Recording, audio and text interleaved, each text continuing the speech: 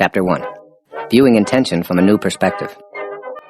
During the past several years, I've been so strongly attracted to studying intention that I've read hundreds of books by psychological, sociological, and spiritual writers, ancient and modern scholars, and academic researchers. My research reveals a fairly common definition of intention as a strong purpose or aim, accompanied by a determination to produce a desired result. People driven by intention are described as having a strong will that won't permit anything to interfere with achieving their inner desire. I imagine a sort of pit bull kind of resolve or determination. If you're one of those people with a never-give-up attitude combined with an internal picture that propels you toward fulfilling your dreams, you fit this description of someone with intention. You are, most likely, a superachiever and probably proud of your ability to recognize and take advantage of opportunities that arise. For many years, I've held a similar belief about intention. In fact, I've written and spoken often about the power of intention being just what I've described above. Over the past quarter of a century, however, I've felt a shift in my thinking from a purely psychological or personal growth emphasis toward a spiritual orientation where healing, creating miracles, manifesting, and making a connection to divine intelligence are genuine possibilities. This hasn't been a deliberate attempt to disengage from my academic and professional background, but rather a natural evolution that's been unfolding as I began to make more conscious contact with spirit. My writing now emphasizes my belief that we can find spiritual solutions to problems by living at higher levels and calling upon faster energies. In my mind, intention is now something much greater than a determined ego or individual will. It's something almost totally opposite. Perhaps this comes from shedding many levels of ego in my own life, but I also feel the strong influence of two sentences I read in a book by Carlos Castaneda. In my writing life, I've often come across something in a book that starts a thought germinating in me that ultimately compels me to write a new book. At any rate, I read these two sentences in Castaneda's final book, The Active Side of Infinity, while I was waiting to have a cardiac procedure to open one clogged artery leading into my heart that had caused a mild heart attack. Castaneda's words were, quote, "Intent is a force that exists in the universe. When sorcerers, that is, those who live of the source, beckon intent, it comes to them and sets up a path for attainment, which means that sorcerers always accomplish what they set out to do," unquote. When I read those two sentences, I was stunned by the insight and clarity it gave me about the power of intention. Imagine that intention is not something you do, but rather a force that exists in the universe as an invisible field of energy. I had never even considered intention in this way before reading Castaneda's words. I wrote those two sentences down, and then I had them printed on a card and laminated. I carried the laminated card with me into the catheter lab for my minor surgical procedure, and as soon as I could, I began talking about the power of intention to anyone who would listen. I made intention a part of every speech I gave. I immersed myself in this idea to use it, not only for my own healing, but to help others use the power of intention to carry them where they're fully equipped to go. I had experienced what is called satori, or instant awakening, and was intent on offering this insight to others. It had become clear to me that accessing the power of intention relieved so much of the seemingly impossible work of striving to fulfill desires by sheer force of will. Since that defining moment, I've thought of the power of intention in virtually all of my waking hours, and books, articles, conversations, telephone calls, items arriving in my mailbox, and arbitrary works I might be looking at in a bookstore all seem to conspire to keep me on this path. So here it is, the power of intention. I hope this book will help you view intention in a new way, and also to make use of it in a manner that leads you to define yourself as Patanjali suggested more than 20 centuries ago. Dormant forces, faculties, and talents come alive, and you discover yourself to be a greater person by far than you ever dreamed yourself to be. Patanjali's two words, dormant forces, kick-started me in the direction of writing about intention.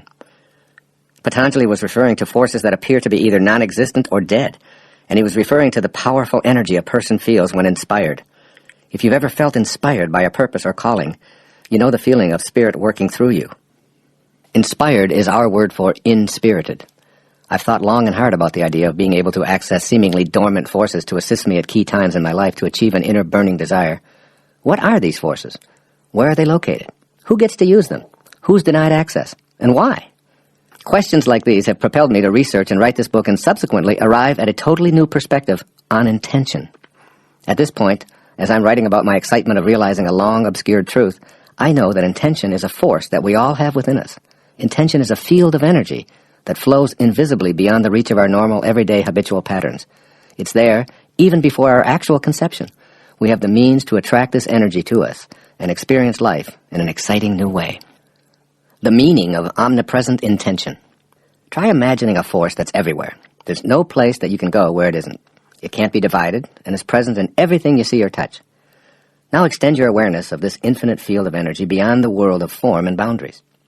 This infinite, invisible force is everywhere, so it's in both the physical and the non-physical. Your physical body is one part of your totality emanating from this energy. At the instant of conception, intention sets in motion how your physical form will appear and how your growing and aging process will unfold. It also sets in motion your non-physical aspects, including your emotions, thoughts, and disposition. In this instance, intention is infinite potential, activating your physical and non-physical appearance on Earth. You formed out of this omnipresent to become present in time and space. Because it's omnipresent, this energy field of intent is accessible to you after your physical arrival here on Earth. The only way you deactivate this dormant force is by believing that you're separate from it. Activating intention means rejoining your source and becoming a modern-day sorcerer. Being a sorcerer means attaining the level of awareness where previously inconceivable things are available. As Carlos Castaneda explained, the task of sorcerers was to face infinity, or intention, and they plunged into it daily as a fisherman plunges into the sea. Intention is a power that's present everywhere as a field of energy. It isn't limited to physical development. It's the source of non-physical development as well. This field of intention is here, now, and available to you. When you activate it, you begin to feel purpose in your life, and you'll be guided by your infinite self. As you make your metaphorical bow to this power, recognize that you're bowing to yourself. The all-pervading energy of intention pulses through you toward your potential for a purposeful life. How you came to experience yourself as disconnected from intention. If there's an omnipresent power of intention that's not only within me, but in everything and everyone, then we're connected by this all-pervading source to everything and everyone, and to what we'd like to be and what we'd like to have and what we want to achieve, and to everything in the universe that will assist us. All that's required is realigning ourselves and activating intention. But how did we get disconnected in the first place? How did we lose our natural ability to connect? Lions, fish, and birds, they don't get disconnected. The animal, vegetable, and mineral worlds are always connected to their source. They don't question their intention. We humans, however, with our capability for presumably higher brain functions, have something we refer to as ego, which is an idea that we construct about who and what we are. Ego is made of 6 primary ingredients that account for how we experience ourselves as disconnected. By allowing ego to determine your life path, you deactivate the power of intention. Briefly, here are the 6 ego beliefs. I've written more extensively about them in several of my previous books, most notably Your Sacred Self. 1. I am what I have. That is, my possessions define me. 2. I am what I do. That is, my achievements define me. 3. I am what others think of me. That is, my reputation defines me. 4. I am separate from everyone. That is, my body defines me as alone. 5. I am separate from all that is missing in my life. That is, my life space is disconnected from my desires. 6. I am separate from God. My life depends on God's assessment of my worthiness. No matter how hard you try, intention can't be accessed through the ego. So take some time to recognize and readjust any or all of those 6 beliefs. When the supremacy of ego is weakened in your life, you can seek intention and maximize your potential. There are 4 steps to intention. Activating your power of intention is a process of connecting with your natural self and letting go of total ego identification. The process takes place in the following 4 stages. 1. Discipline. This is the first stage. Learning a new task requires training your body to perform as your thoughts desire, so eliminating ego identification doesn't mean disconnecting from your relationship with your body, but rather training your body to activate those desires. You do that with practice, exercise, non-toxic habits, healthy foods, and so on. 2.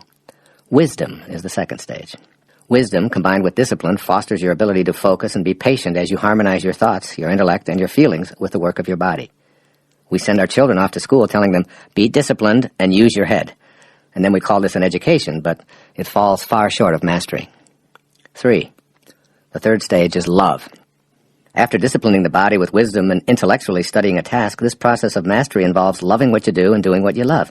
In the world of sales, I call it falling in love with what you're offering and then selling your love or enthusiasm to potential customers. When learning to play tennis, it involves practicing all of the strokes while studying strategies for playing the game. It also involves enjoying the feeling of hitting the ball and being on the tennis court and everything else about the game. And the final stage, 4, surrender. This is the place of intention. This is where your body and your mind aren't running the show, and you move into intent. You relax. You allow yourself to be carried by the same power that turns acorns into trees, blossoms into apples, and microscopic dots into human beings. When you surrender, you lighten up and can consult with your infinite soul. Then the power of intention becomes available to take you wherever you feel destined to go. All of this talk of intention and surrender may cause you to question where your free will fits in. You might be inclined to conclude that free will is non-existent or that you become whatever your program dictates. So let's just take a look at your will and how it fits into this new view of intention. As you listen to the next two sections, please keep an open mind, even if what you hear conflicts with what you've believed all of your life. Intention and your free will are paradoxical. A paradox is seemingly absurd or a contradictory statement, even if well-founded. Intention and free will certainly qualify as being paradoxical. They conflict with many a preconceived notion of what's reasonable or possible.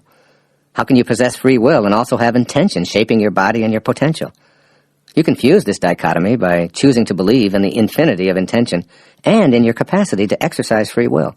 You know how to think rationally about the rules of cause and effect, so try your intellect out on this. Obviously, it's impossible to have two infinites, for then neither would be infinite. Each would be limited by the other. You can't divide infinite into parts. Essentially, infinite is unity, continuity, or oneness, like the air in your home. Where does the air in your kitchen stop and the air in your living room begin? Where does the air inside your home stop and the air outside start? How about the air you breathe in and out? Air may be the closest we can come to understanding the infinite, universal, omnipresent spirit. Somehow, you must travel in thought beyond the idea of your individual existence to the idea of a unity of universal being, and then beyond this to the idea of a universal energy. When you think of part of a whole being in one place and part in another, you've lost the idea of unity. And, keeping an open mind, as I beseeched you to do earlier, get this. At any moment in time, all spirit is concentrated at the point where you focus your own attention. Therefore, you can consolidate all creative energy at a given moment in time. This is called your free will at work. Your mind and your thoughts are also thoughts of the divine mind. Universal spirit is in your thoughts and in your free will. When you shift your thoughts from spirit to ego, you seem to lose contact with the power of intention. Your free will can either move with universal spirit and its unfolding, or away from it toward ego dominance. As it moves away from spirit, life appears to be a struggle. Slower energies flow through you, and you may feel hopeless and helpless and lost. You can use your free will to rejoin higher, faster energies. The truth is that we do not create anything alone. We are all creatures with God. Our free will combines and redistributes what's already created. You choose. Free will means that you have the choice to connect to spirit or not. So the answer to the question, do I have a free will, and is intention working with me as an all-pervasive universal force, is yes. Can you live with this paradox? If you think about it, you live with a paradox in every moment of your existence. At the same exact instant that you're a body with beginnings and ends, with boundaries and a definition in time and space, you're also simultaneously an invisible, formless, unlimited thinking and feeling being, a ghost in the machine, if you will. Which are you? Matter or essence? Physical or metaphysical? Form or spirit? The answer is both, even though they appear to be opposites. Do you have a free will? And are you a part of the destiny of intention? The answer is yes. Fuse this dichotomy, blend the opposites, and live with both of these beliefs. Begin the process of allowing spirit to work with you and link up to the field of intention. Combining free will with intention. In mathematics, two angles that are said to coincide fit together perfectly. The word coincidence does not describe luck or mistakes. It describes that which fits together perfectly. By combining free will with intention, you harmonize with universal mind. Rather than operating in your own mind outside of this force called intention, your goal may very well be, as you listen to this program, to work at being in harmony at all times with intention. When life appears to be working against you, when your luck is down, when the supposedly wrong people show up, or when you slip up and return to old, self-defeating habits, recognize the signs that you're out of harmony with intention. You can and will reconnect in a way that will bring you into alignment with your own purpose. For example, when I write, I open myself to the possibilities of universal spirit and my own individual thoughts, collaborating with fate to produce a helpful, insightful program. Here's an example of how intention collaborates with life circumstances to produce what we need. Recently, my 19-year-old daughter, Summer, told me that she'd quit her temporary job as a restaurant hostess and wasn't sure what she wanted to do before resuming her college studies. I asked her what made her feel most purposeful and happy, and she said it was teaching horseback riding to young children, but she refused to return to the old barn where she'd worked a year before because she really felt unappreciated, overworked, and underpaid. I was over on Maui writing the very first chapter on a whole new perspective on intention when we had this telephone conversation. I launched into my intention as a force in the universe spiel and told my daughter that she needed to realign her thoughts and so on. Open up to receiving the assistance you desire, I told her. Trust in intention. It exists for you. Stay alert and be willing to accept any guidance that comes your way. Stay in vibrational harmony with the all-providing source. The next day, at the very moment I was searching for an example of intention to put into this chapter, the telephone rang. And here it was, Summer, bubbling with enthusiasm. "You're not going to believe this, Dad," she says. "On second thought, I'm sure you will believe it. Remember yesterday how you told me to be open to intention? Well, I was skeptical, even thinking, that's just my weird dad, but I decided to try it. Then I saw a sign on a telephone pole that said horseback riding lessons, and there was a telephone number. I wrote the number down, and I just called it.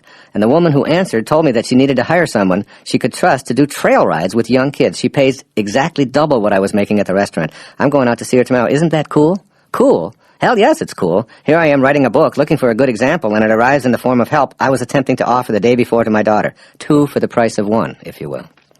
I'll close this section with words from Aldous Huxley, one of my favorite authors. The spiritual journey does not consist in arriving at a new destination where a person gains what he did not have or becomes what he is not. It consists in the dissipation of one's own ignorance concerning one's self and life, and the gradual growth of that understanding which begins the spiritual awakening. The finding of God is a coming to oneself. Chapter 2, The 7 Faces of Intention. Moving from thinking about intention to knowing intention. A woman from Japan was pulled from the surf, her body bloated from an excessive intake of seawater. I knelt over her, with others, attempting to get her heartbeat going with CPR, while many of her friends from Japan cried out in anguish as the futile attempts at resuscitation proceeded. Suddenly I felt a quiet awareness of this woman's spirit hovering above our life-saving attempts. As I watched the rescue scene on the beach, I felt the presence of blissfully peaceful energy, and in some unfathomable way I knew that she wasn't going to be revived and that she was no longer connected to the body that so many well-meaning people, including myself, were trying to bring back to life. This quiet knowing led me to stand up, put my hands together, and say a silent prayer for her. We were from different parts of this world and didn't even share a common language, yet I felt connected to her. I felt peaceful with a knowing that her spirit and mine were somehow connected in the mystery of the transient, ephemeral nature of our physical lives. As I walked away, the pain of death wasn't dominating my thought. Instead, I knew and felt that the departure of this woman's spirit from what was now a lifeless, bloated body was inexplicably all a part of the perfect divine order. I couldn't prove it. I had no scientific evidence. I didn't think it. I knew it. This is an example of what I mean by silent knowledge. I still feel her presence as I record this 24 hours later. In The Power of Silence, Carlos Castaneda describes silent knowledge as something that all of us have, something that has complete mastery, complete knowledge of everything. But it cannot think, therefore it cannot speak of what it knows. Man has given up silent knowledge for the world of reason. The more he clings to the world of reason, the more ephemeral intent becomes, unquote. Silent knowledge starts when you invite the power of intention to play an active part in your life. This is a private and very personal choice that needn't be explained or defended. When you make this inner choice, silent knowledge will gradually become a part of your normal, everyday awareness. Opening to the power of intention, you begin knowing that conception, birth, and death are all natural aspects of the energy field of creation. Clinging to attempts to think or reason your way to intention is futile. By banishing doubt and trusting your intuitive feelings, you clear a space for the power of intention to flow through. This may sound like hocus pocus, but I prefer to think of it as emptying my mind and entering the heart of mystery. Here, I set aside rational thoughts and open to the magic and excitement of an illuminating new awareness. A great teacher in my life named J. Krishnamurti once observed, quote, "To be empty, completely empty, is not a fearsome thing. It is absolutely essential for the mind to be unoccupied, to be empty, unenforced, for then only can it move into unknown depths," unquote. Now I'll describe what I think our view might be if we could be outside of ourselves, floating above our body, like the spirit of the Japanese lady on the beach the other day. From this perspective, I imagine myself looking at the faces of intention through eyes that are capable of seeing higher vibrations. And here are the 7 faces of intention. The first face, the face of creativity. The first of the 7 faces of intention is the creative expression of the power of intention that designed us, got us here, and created an environment that's compatible with our needs. The power of intention has to be creative, or nothing would come into existence. It seems to me that this is an irrefutable truth about intention and spirit, because its purpose is to bring life into existence in a suitable environment. Why do I conclude that the life-giving power of intention intends us here to have life and have it in increasing abundance? Because if the opposite were true, life, as we know it, couldn't come into form. The very fact that we can breathe and experience life is proof to me that the nature of the life-giving spirit is creative at its very core. This may seem obvious to you, or in fact it may appear confusing or even irrelevant, but what is clear is this. You are here in your physical body. There was a time when you were an embryo, before that a seed, and before that, formless energy. That formless energy contained intention, which brought you from nowhere to now here. At the very highest levels of awareness, intention started you on a path towards your destiny. The face of creativity intends you toward continued creativity to create and co-create anything that you direct your power of intention toward. Creative energy is a part of you. It originates in the life-giving spirit that intended you here in the first place. 2. The face of kindness. Any power that has as its inherent nature the need to create and convert energy into physical form must also be a kindly power. Again, I'm deducing this from the opposite. If the all-giving power of intention had at its core the desire to be unkind, malevolent, or hurtful, then creation itself would be impossible. The moment unkind energy became form, the life-giving spirit would be destroyed. But instead, the power of intention has a face of kindness. It is kind energy, intending what it's creating to flourish and to grow, and to be happy and to be fulfilled. Our existence is proof to me of the kindness of intention. Choosing to be kind is a choice to have the power of intention active in your life. The positive effect of kindness on the immune system and on the increased production of serotonin in the brain has been proved in research studies. Serotonin is a naturally occurring substance in the body that makes us feel more comfortable, more peaceful, and even blissful. In fact, the role of most antidepressants is to stimulate the production of serotonin chemically, helping to ease depression. Research has shown that a simple act of kindness directed toward another human being improves the functioning of the immune system and stimulates the production of serotonin in both the recipient of the kindness and the person extending the kindness. Even more amazing is that persons observing the act of kindness have similar beneficial results. Imagine this. Kindness extended, received, or observed beneficially impacts the physical health and feelings of everyone involved. Both the face of kindness and the face of creativity are smiling here. 3. The face of love. The third of the 7 faces of intention is the face of love. That there's a life-giving nature inherent in the power of intention is an irrefutable conclusion. What would we name this quality that encourages, enhances, and supports all of life, if not love? It's the prime moving power of the universal spirit of intent. As Ralph Waldo Emerson put it, love is our highest word and the synonym for God. The energy field of intention is pure love, resulting in a nurturing and totally cooperative environment. Judgment, anger, hate, fear, or prejudice won't thrive here. So were we able to actually see this field, we'd see creativity and kindness in an endless field of love. We entered the physical world of boundaries and beginnings through the universal force field of pure love. This face of intention that is an expression of love wishes only for us to flourish and grow and become all that we're capable of becoming. When we're not in harmony with the energy of love, we've moved away from intention and weakened our ability to activate intention through the expression of love. For example, if you aren't doing what you love and loving what you do, your power of intention is weakened. You attract into your life more of the dissatisfaction that isn't the face of love. Consequently, more of what you don't love will appear in your life. St. Francis, in his famous prayer, beseeches God, "Where there is hatred, let me sow love." What he is seeking is the power to dissolve and ultimately convert hate to the energy of love. Hate converts to love when the energy of love is in its presence. This is true for you, too. Hate directed toward yourself or others can be converted to the life-giving, love-granting, life force of intention. Pierre Teilhard of Chardin put it this way, quote, "The conclusion is always the same. Love is the most powerful and still the most unknown energy of the world," unquote. The 4th face of intention, the face of beauty. The 4th of my 7 faces of intention is the face of beauty. What else could a creative, kind, and loving expression be other than beautiful? Why would the organizing intelligence of intention ever elect to manifest into form anything that's repugnant to itself? Obviously it wouldn't. So we can conclude that the nature of intention has an eternal interaction of love and beauty, and add the expression of beauty to the face of a creative, kind, loving power of intention. In order to grasp the significance of beauty as one of the faces of intention, remember this. Beautiful thoughts build a beautiful soul. As you become receptive to seeing and feeling beauty around you, you're becoming attuned to the creative power of intention within everything in the natural world, including yourself. By choosing to see beauty in everything, even a person who was born into poverty and ignorance will be able to experience the power of intention. Seeking beauty in the worst of circumstances with individual intent connects one to the power of intention. It works. It has to work. The face of beauty is always present, even where others see non-beauty.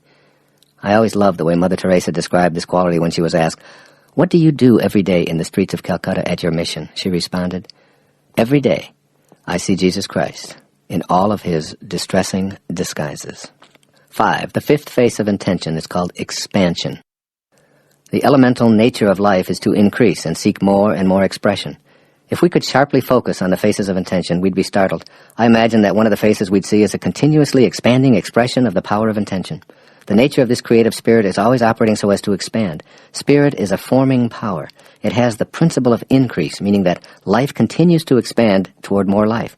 Life, as we know it, originates from formless intention. Therefore, one of the faces of intention looks like something that's eternally evolving. It might look like a tiny speck in a continuous state of duplicating itself, and then enlarging itself, and then moving forward, all the while continuing its expansion and its expression. This is precisely what's happening in our physical world. This fifth face of intention takes the form of what is expressing it. It can be no other way, for if this ever-expanding force disliked itself or felt unconnected, it could only destroy itself. But it doesn't work that way. The power of intention manifests as an expression of expanding creativity, kindness, love, and beauty. By establishing your personal relationship to this face of intention, you expand your life through the power of intention, which was, is, and always will be a component of this originating intention. The power of intention is the power to expand and increase all aspects of your life. No exceptions. It's the nature of intention to be in a state of increased expression, so it's true for you as well. 6. The sixth face of intention is called unlimited abundance. This sixth face of intention is an expression of something that has no boundaries. It's everywhere at once and is endlessly abundant. It's not just huge, it never stops. This marvelous gift of abundance is what you were created from. Thus you too share this in the expression of your life. You're actually fulfilling the law of abundance. These gifts are given freely and fully to you, just as the air, the sun, the water, and the atmosphere are provided in unlimited abundance for you. From the time of your earliest memories, you probably were taught to think in terms of limitations. My property starts here, yours over there. So we build fences to mark our boundaries. But ancient explorers gave us an awareness of the world as potentially endless. Even more ancient astronomers pushed back our beliefs about an immense dome-shaped ceiling covering the Earth. We've learned about galaxies that are measured in the distance light travels in a year. Science books that are only 2 years old are outdated. Athletic records that supposedly demonstrated the limits of our physical prowess are shattered with amazing regularity. What all this means is that there are no limits to our potential as people, as collective entities, and as individuals. The face of abundance has absolutely no limits. Imagine the vastness of the resources from which all objects are created. Then consider the one resource that stands above all others. This would be your mind, and the collective mind of humankind. Where does your mind begin and end? What are its boundaries? Where is it located? More important, where is it not located? Is it born with you? Or is it present before your conception? Does it die with you? What color is it? What shape? The answers are in the phrase unlimited abundance. You were created from this very same unlimited abundance. The power of intention is everywhere. It is what allows everything to manifest, to increase, and to supply infinitely. Know that you're connected to this life force, and that you share it with everyone and all that you perceive to be missing. Open to the expression of the face of unlimited abundance, and you'll be co-creating your life as you'd like it to be. The seventh and final face of intention is called receptivity. This is how I imagine the seventh face, the receptive face of intention. It's simply receptive to all. No one and no thing is rejected by the receptive face of intention. It welcomes everyone and every living thing without judgment, never granting the power of intention to some and then withholding it from others. The receptive face of intention means to me that all of nature is waiting to be called into action. We only need to be willing to recognize and receive. Intention can't respond to you if you fail to recognize it. If you see chance and coincidence governing your life and the world, then the universal mind of intention will appear to you as nothing but an amalgamation of forces devoid of any order or power. Simply put, to be receptive is to deny yourself access to the power of intention. In order to utilize the all-inclusive receptivity of intention, you must produce within yourself an intelligence equal in affinity to the universal mind itself. You must not only become receptive to having guidance available to you to manifest your human intentions, but you must be receptive to giving this energy back to the world. As I've said many times in speeches and earlier writings, your job is not to say how, it is to say yes. Yes, I'm willing. Yes, I know that the power of intention is universal. It is denied to no one. The face of receptivity smiles on me as what I need flows to me from the source, and the source is receptive to my tapping into it to co-create books and speeches and videos and audios and anything else that I've been fortunate enough to have on my resume. By being receptive, I'm in harmony with the power of intention of the universal creative force. This works in so many different ways. You'll see the right people magically appearing in your life, your body healing, and if it's something that you want, even becoming a better dancer or a card player or an athlete, the field of intention allows everything to emanate into form, and its unlimited potential is built into all that has manifested even before its initial birth pangs were being expressed. In this chapter, you've become familiar with my concept of the 7 faces of intention. They're creative, kind, loving, beautiful, ever-expanding, endlessly abundant, and receptive to all. And you can connect to this alluring field of intention. In the following chapter, I offer what may seem to you to be unusual methods for polishing the connecting link between you and this enthralling energy field we're calling intention.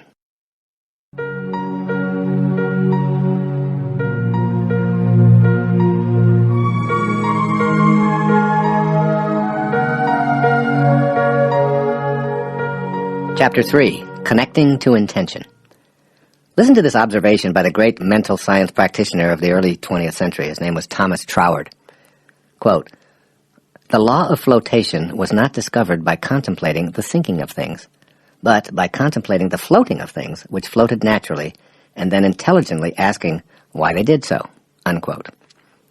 In the early days of shipbuilding, ships were made of wood, and the reasoning was that wood floats in water and iron sinks. Yet today, ships all over the world are built of iron. As people began studying the law of flotation, it was discovered that anything could float if it's lighter than the mass of liquid it displaces. So today, we're able to make iron float by the very same law that made it sink. Keep this example in mind as you listen and apply the contents of this chapter on connecting to all that you're intended to become. The key word here is contemplating, or what you're placing your thoughts on as you begin utilizing the enormous potential and the power of intention. You must be able to connect to intention, and you can't access and work with intention if you're contemplating the impossibility of being able to intend and manifest. You can't discover the law of co-creation if you're contemplating what's missing. You can't discover the power of awakening if you're contemplating things that are still asleep. The secret to manifesting anything that you desire is your willingness and your ability to realign yourself so that your inner world is in harmony with the power of intention. Every single modern advance that you see and take for granted was created, and creating is what we're doing here in this chapter, by someone contemplating what they intend to manifest. The way to establish a relationship with spirit and access the power of this creating principle is to continuously contemplate yourself as being surrounded by the conditions you wish to produce. Dwell on the idea of a supreme, infinite power producing the results that you desire. This power is the creative power of the universe. It's responsible for everything coming into focus. By trusting it to provide the form and the conditions for its manifestation, you establish a relationship to intention that allows you to be connected for as long as you practice this kind of personal intent. Entering into the spirit of intention. Whatever you intend to create in your life involves generating the same life-giving quality that brings everything into existence. The spirit of anything, the quality that allows it to come into the world of form, is true as a general principle, so why not activate it within yourself? The power of intention simply awaits your ability to make the connection. How do you enter into the spirit of intention, which is all about feelings expressing life? You can nurture it by your continual ongoing expectation of the infallible spiritual law of increase being a part of your life. We saw it through our imaginary capacity to see higher vibrations, and we heard it in the voice given to it by spiritual masters throughout the ages. It's everywhere. It wants to express life. It's pure love in action. It's confident. And guess what? You are it. But you've forgotten that. You need to simply trust your ability to cheerfully rely upon spirit to express itself through and for you. Your task is to contemplate the energies of life, love, beauty, and kindness. Every action that's in harmony with this originating principle of intention gives expression to your own personal power of intention. Applying the 7 phases for connecting to intention. Having been in the business of human development for most of my life, the question I most frequently hear is, how do I go about getting what I want? At this juncture of my life, as I sit here recording this, my response is, if you become what you think about, and what you think about is getting what you want, then you'll stay in a state of wanting. So the answer to how to get what you want is to reframe the question. How do I go about getting what I intend to create or co-create? My answer to that question is in the remainder of this chapter. But my short answer is this. You get what you intend to create by being in harmony with the power of intention, which is responsible for all of creation. Underline that in your mind. I'll say it again. You get what you intend to create by being in harmony with the power of intention, which is responsible for all of creation. So, begin to remove that ego burden from your shoulders and reconnect to intention. When you lay your ego aside and return to that from which you originally emanated, you'll begin to immediately see the power of intention working with, for, and through you in a multitude of ways. Here are those 7 phases revisited to help you to begin to make them a part of your life. First, be creative. Being creative means trusting your own purpose and having an attitude of unbending intent in your daily thoughts and activities. Staying creative means giving form to your personal intentions. A way to start giving them form is to literally put them in writing. For instance, in my writing space here on Maui, I've written out my intentions, and here are a few of them that stare at me each day as I write. My intention is for all of my activities to be directed by Spirit. My intention is to love and radiate my love to my writing and any who might hear these words. My intention is to trust in what comes through me and to be a vehicle of Spirit, judging none of it. My intention is to recognize the Spirit as my source and to detach from my ego. My intention is to do all that I can to elevate the collective consciousness to be more closely in rapport with the Spirit of the originating supreme power of intention.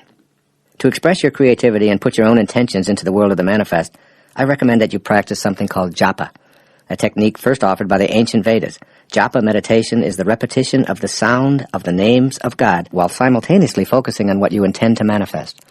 Repeating the sound within the name of God while asking for what you want generates creative energy to manifest your desires.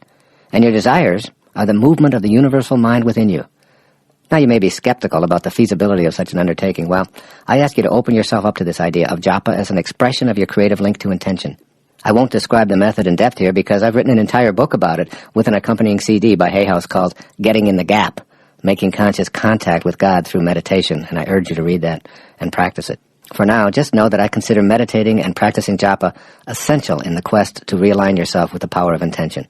That power is creation, and you need to be in your own unique state of creativity to collaborate with the power of intention. Meditation and japa are surefire ways to do so. Secondly, be kind. A fundamental attribute of the supreme originating power is called kindness. All that's manifested is brought here to thrive. It takes a kindly power to want what it creates to thrive and multiply. Were this not the case, then all that's created would be destroyed by the same power that created it. In order to reconnect to intention, you must be on the same kindness wavelength as intention itself. Make an effort to live in cheerful kindness. It's a much higher energy than sadness or malevolence, and it makes the manifestation of your desires possible. It's through giving that we receive. It's through acts of kindness directed toward others that our immune systems are strengthened and even our serotonin levels increased. This idea of extending kindness is particularly relevant in how you deal with people who are helpless, elderly, mentally challenged, poor, disabled, and so on. These people are all part of God's perfection. They too have a divine purpose, and since all of us are connected to each other through spirit, their purpose and intent is also connected to you. Extend thoughts of kindness everywhere. Practice kindness towards earth by picking up a piece of litter that's on your path, or saying a silent prayer of gratitude for the existence of rain, the color of flowers, or even the paper that you hold in your hand that was donated by a tree. The universe responds in kind to what you elect to radiate outward. If you say with kindness in your voice and in your heart, "How may I serve you?" the universe's response will be, "How may I serve you as well?" It's called attractor energy. It's this spirit of cooperation with all of life that emerges from the essence of intention. And this spirit of kindness is one that you must learn to match if connecting back to intention is your desire. My daughter Summer has written from her experience about how small acts of kindness go a long way. Here's what she said in an essay she wrote. I was getting off the turnpike one rainy afternoon, and I pulled up to the toll booth while fumbling through my purse. The woman smiled at me and said, "The car before you has paid your toll." I told her I was traveling alone and extended my money. She replied, "Yes, the man instructed me to tell the next person who came to my booth to have a brighter day." That small act of kindness did give me a brighter day. I felt so moved by someone I would never know, I began to wonder how I could brighten someone else's day. I called my best friend and told her about my paid toll. She said she'd never thought of doing that, but it was a great idea. She goes to the University of Kentucky and decided to pay for the person behind her every day on her way to school as she exits the toll road. I laughed at her sincerity. "You think I'm kidding," she said, "but like you said, it's only 50 cents. As we hung up, I wondered if the man who paid my toll even fathomed that his thoughtfulness would travel all the way to Kentucky. I had an opportunity to extend kindness at the supermarket one day when I had my cart filled to the top with food that my roommate and I would share over the next 2 weeks. The woman behind me had an antsy toddler and not nearly as much in her cart as I had. I said to her, "Why don't you go first? You don't have nearly as much as I do." The woman looked at me as if I just sprouted extra limbs or something. She replied, "Thank you so much. I haven't seen many people around here be thoughtful of another person. We've moved here from Virginia and are considering moving back because we're questioning whether this is the right place to raise our 3 children." Then she told me that she was about ready to give up and move back home, even though it would create a huge financial strain on her family. She said, "I'd promised myself if I didn't see a sign by the end of today, I was going to demand that we move back to Virginia. You are my sign." She thanked me, smiling as she left the store. I was flabbergasted, realizing that such a small gesture impacted a whole family. The clerk said as she was checking me out, "You know what, girl? You just made my day." I walked out smiling, wondering how many people my act of kindness would affect. The other day I was getting a breakfast sandwich and coffee and thought my coworkers might like some donuts. The 4 guys I work with at the stables live in little apartments at the front of the barns. None of them have a car, but they share a bike. I explained to them that the donuts were for them. The look of gratitude on each of their faces was rewarding in an immeasurable way. I haven't really worked here all that long, and I think that those 12 small donuts helped to break the ice a little bit. My small act of kindness turned into something huge as the week went on. We started looking out for one another more carefully and working like a team. The third way to connect to intention is to be love. Ponder these words thoughtfully. God is love, and he that dwelleth in love dwelleth in me, and I in him. That is God talking, so to speak, keeping in mind the central theme of this chapter, and in fact this entire program, that you must learn to be like the energy that allowed you to be here in the first place.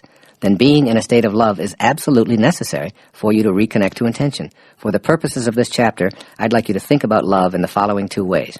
First, love is cooperation rather than competition. What I'd like you to be able to experience right here in physical form on planet Earth is the essence of the spiritual plane. If this were possible, it would mean that your very life is a manifestation of love.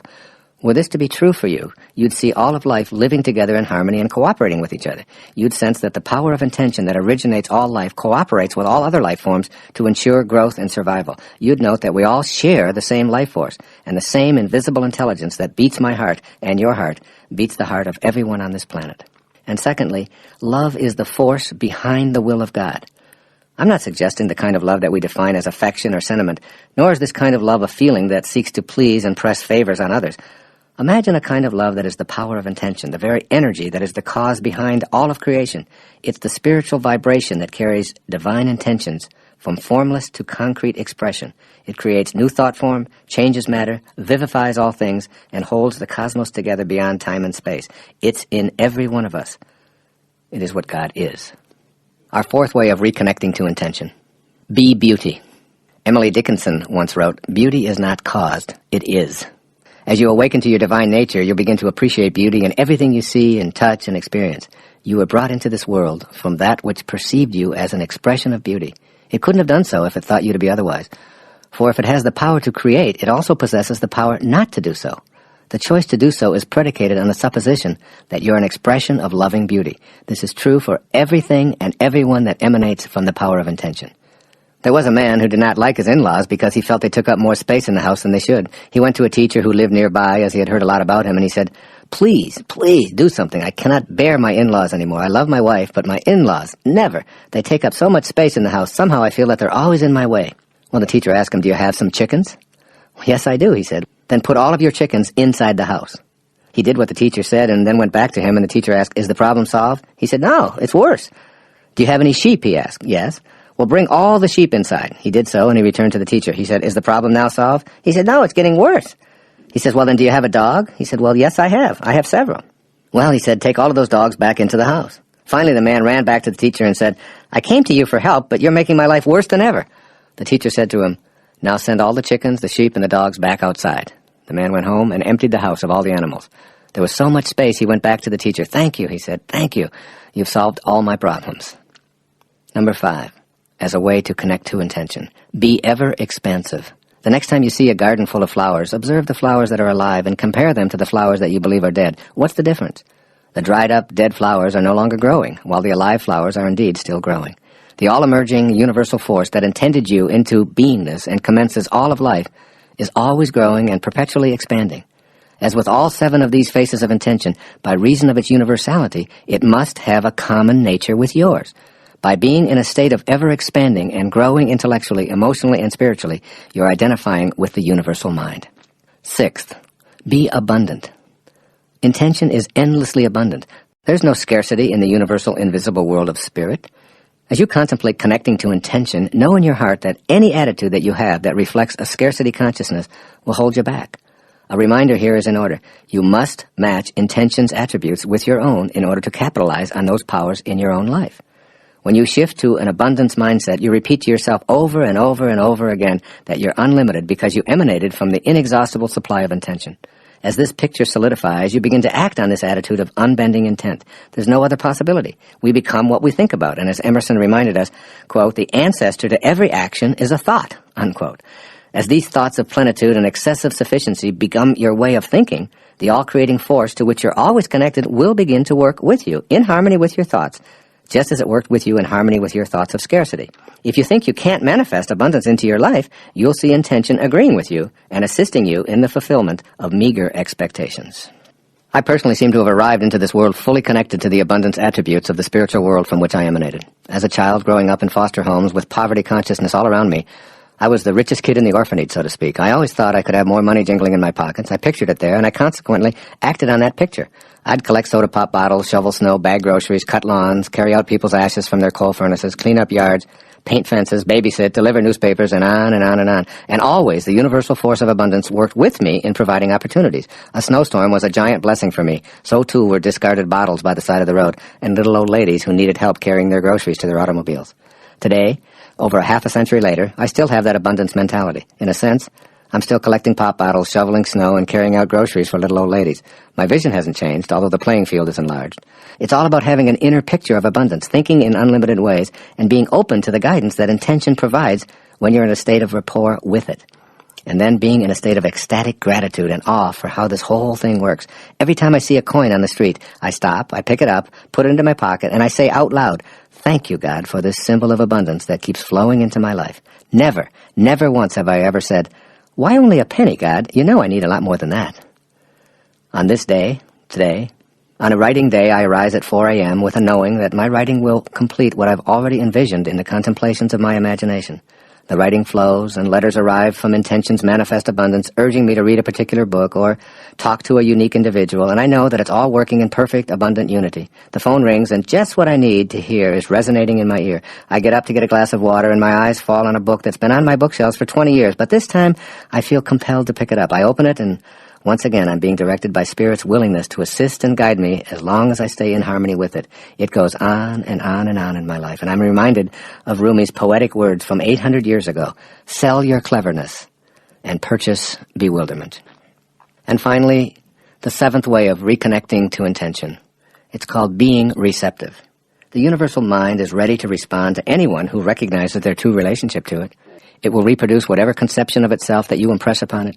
In other words, it's receptive to all who remain in harmony with it and stay in a relationship of reverence for it.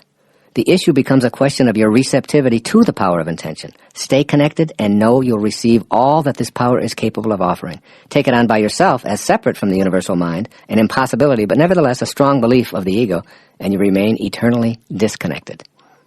The nature of the universal mind is peaceful. It isn't receptive to force or violence. It works in its own time and rhythm, allowing everything to emanate by and by. It's in no hurry because it's outside of time. It's always in the eternal now. Try getting down on your hands and knees and hurrying along a tiny tomato plant sprout. Universal Spirit is at work peacefully, and your attempts to rush it or tug new life into full creative flower will destroy the entire process. Being receptive means taking on a position of allowing your senior partner to handle your life for you. I accept the guidance and assistance of the same force that created me. I let go of my ego, and I trust in this wisdom to move at its own peaceful place. I make no demands on it. This is how the all-creating field of intention creates. This is how you must think in order to reconnect to your source.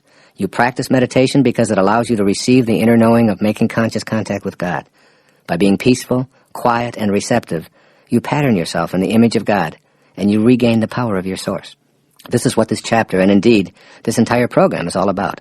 That is, tapping into the essence of originating spirit, emulating the attributes of the creative force of intention, and manifesting into your life anything that you desire that's consistent with the universal mind, which is creativity, kindness, love, beauty, expansion, abundance, and peaceful receptivity. Chapter 4, The Obstacles to Connecting to Intention. I love this following passage from William Blake's The Marriage of Heaven and Hell. It's the basis of this chapter about overcoming obstacles to the unlimited power of intention. Here's what he said, quote, "Does a firm persuasion that a thing is so make it so?" He replied, "All poets believe that it does. And in ages of imagination, this firm persuasion removes mountains. But many are not capable of a firm persuasion of anything," unquote. William Blake is telling us that poets have an inexhaustible imagination and consequently an unlimited ability to make something so. He also reminds us that many aren't capable of such a firm persuasion. You're going to be examining your inner speech, your level of energy, and your self-importance or ego. These three categories can create almost insurmountable blocks to connecting to intention when they're mismatched. Taken one at a time, you'll have the opportunity to become aware of these blockages and explore ways of overcoming them. There's a game show that has aired on television for several decades now in syndication. It's called The Match Game. The object of this game is to match up your thoughts and potential responses with that of someone on your team, usually a partner or a family member. A question or statement is given to one partner, and several possible responses are offered. The more matches made in competition with two other couples, the more points received. The winner is the one with the most matches. I'd like to play the match game with you.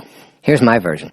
I'm asking you to match up with the universal spirit of intention. As we go through the 3 categories of obstacles that hinder your connection to intention, I'll describe the areas that don't match and offer some suggestions for creating a match. Remember that your ability to activate the power of intention in your life depends exclusively on your matching up with the creative source of all life. Match up with that source, and you win the prize of being like the source and the power of intention. Fail to match up, and the power of intention eludes you.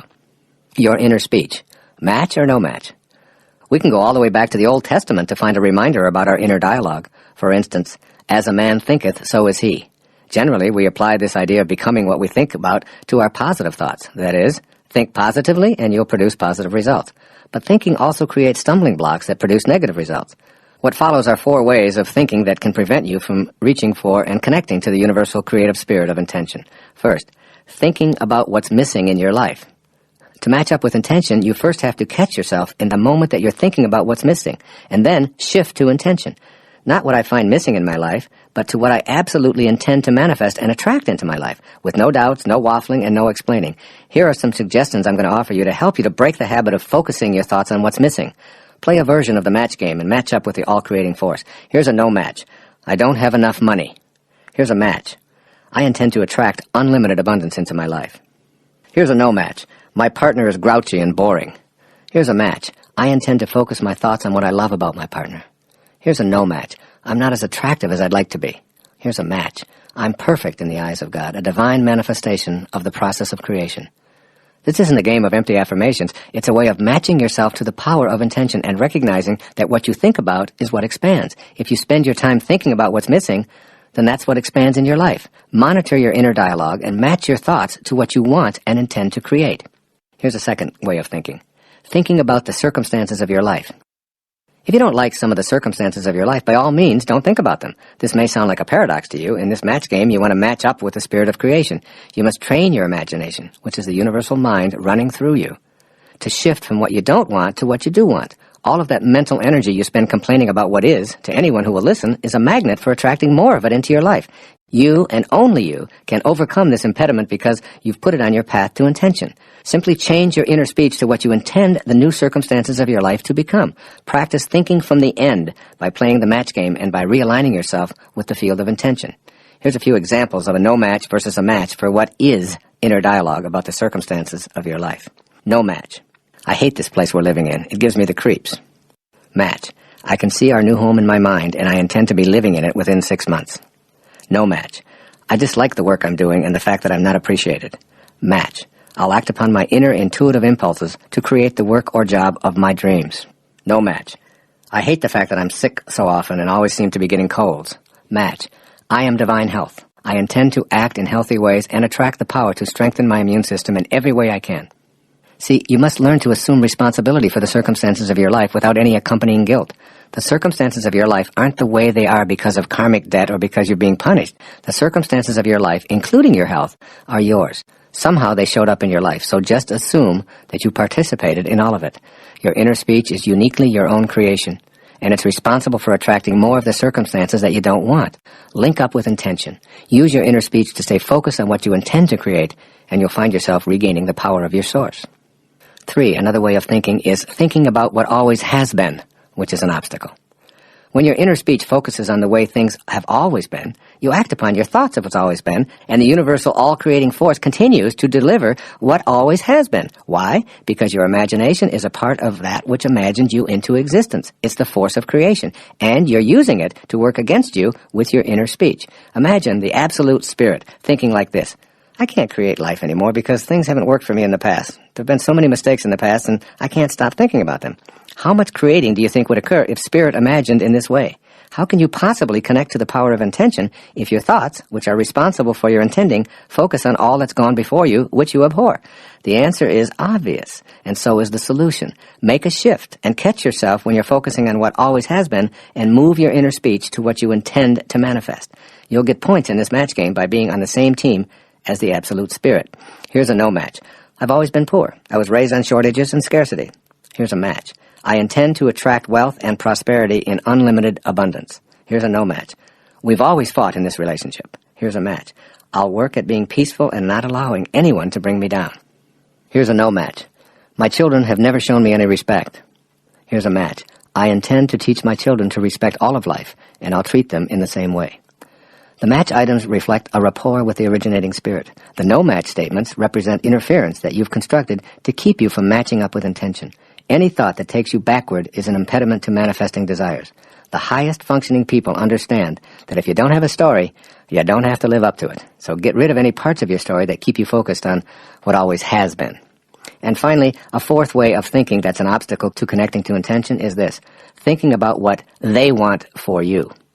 There's probably a long list of people, most of them relatives, who have strong ideas about what you should be doing, how you should be thinking and worshiping, where you should be living, how you should be scheduling your life, and how much of your time you should be spending with them, especially on special occasions and holidays. Our definition of friendship, thankfully, excludes the manipulation and guilt that we so often put up with in our families. Practice catching yourself when you have a thought of what others want for you, and ask yourself, does this expectation match up with my own? If not, simply laugh at the absurdity of being upset or frustrated over the expectations of others about how you should be running your life. This is a way to match up and become impervious to the criticisms of others, and simultaneously put a stop to the insidious practice of continuing to attract into your life something you don't want. Here's a few match, no-match opportunities to observe here. A no-match. I'm so annoyed with my family, they just don't understand me, and they never have. Match. I love my family. They don't see things my way, but I don't expect them to. I'm totally focused on my own intentions, and I send them all love. Here's a no match. I make myself sick trying to please everyone. Here's a match. I'm on purpose and doing what I signed up to do in this lifetime. Here's a no match. I feel so unappreciated by those I serve that it sometimes makes me cry. Here's a match. I do what I do because it's my purpose, and my destiny is to do so. A second obstacle is called your level of energy. Match or no match. Everything in this universe is a movement of energy. Higher, faster energy dissolves and converts lower and slower energy. With this in mind, I'd like you to consider yourself and all of your thoughts in the context of being an energy system. That's right. You are an energy system, not just a system of bones and fluids and cells, but actually a multitude of energy systems encapsulating an inner energy system of thoughts, feelings, and emotions.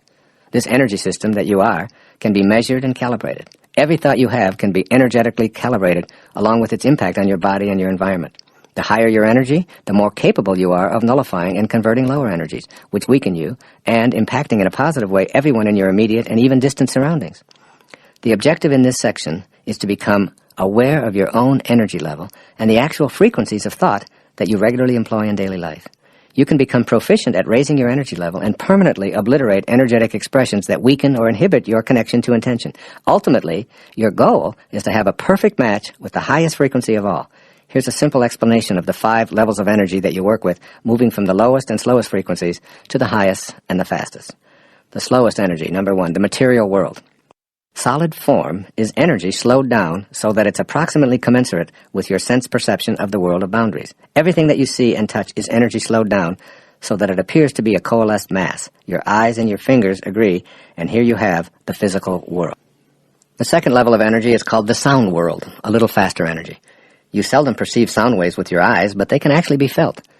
These invisible waves are also high, low, and fast and slow. This sound level of energy is where you connect to the highest frequencies of spirit through the practice of japa meditation, as I've written about extensively in Getting in the Gap, which includes a CD to teach you this meditation.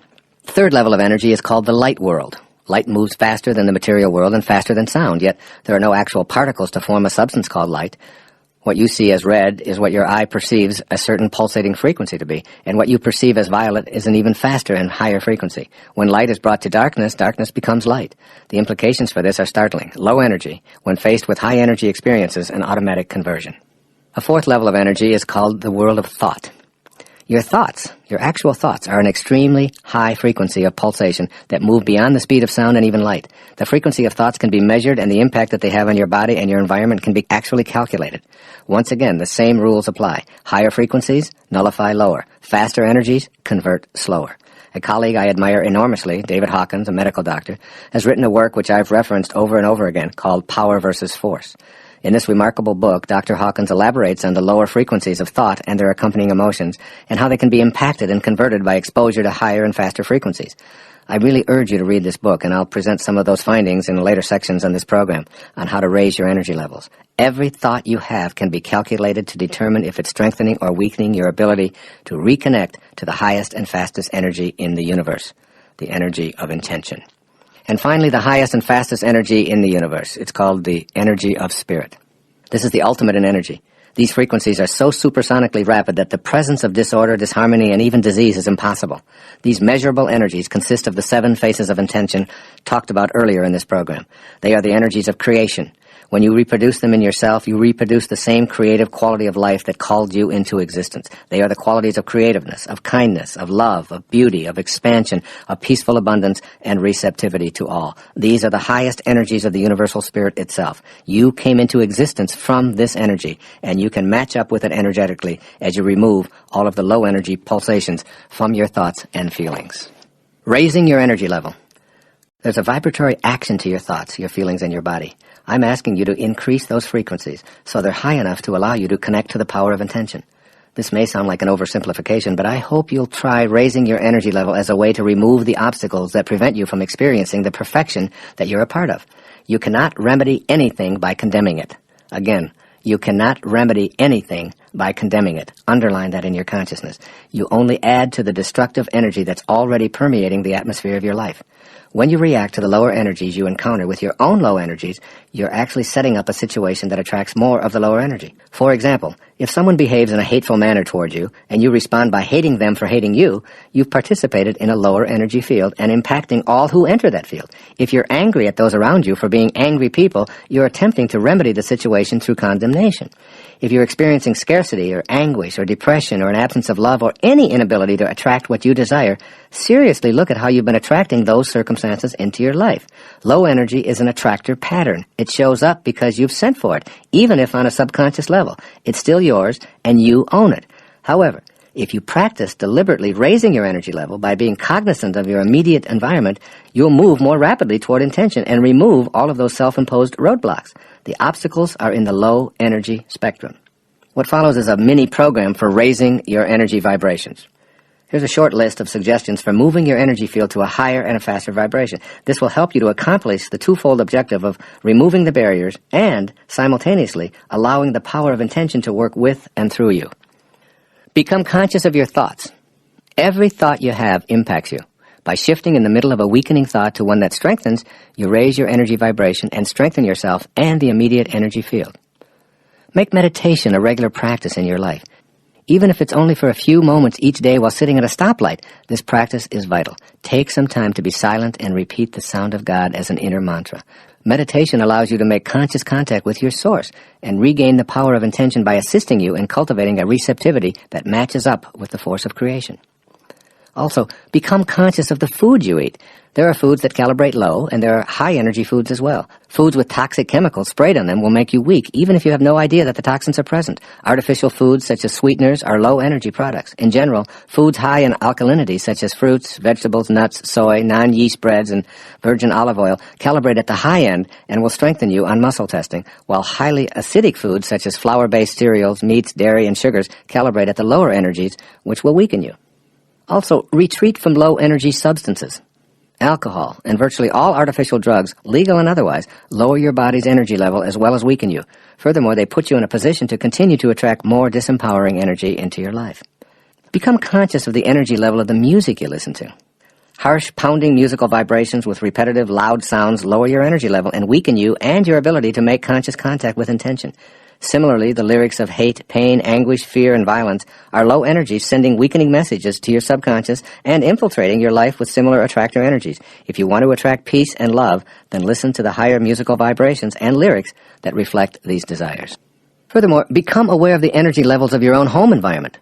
Prayers, paintings, crystals, statues, spiritual passages, books, magazines, the colors on your walls, and even the arrangement of your furniture all create energy into which you've catapulted for at least half of your waking life.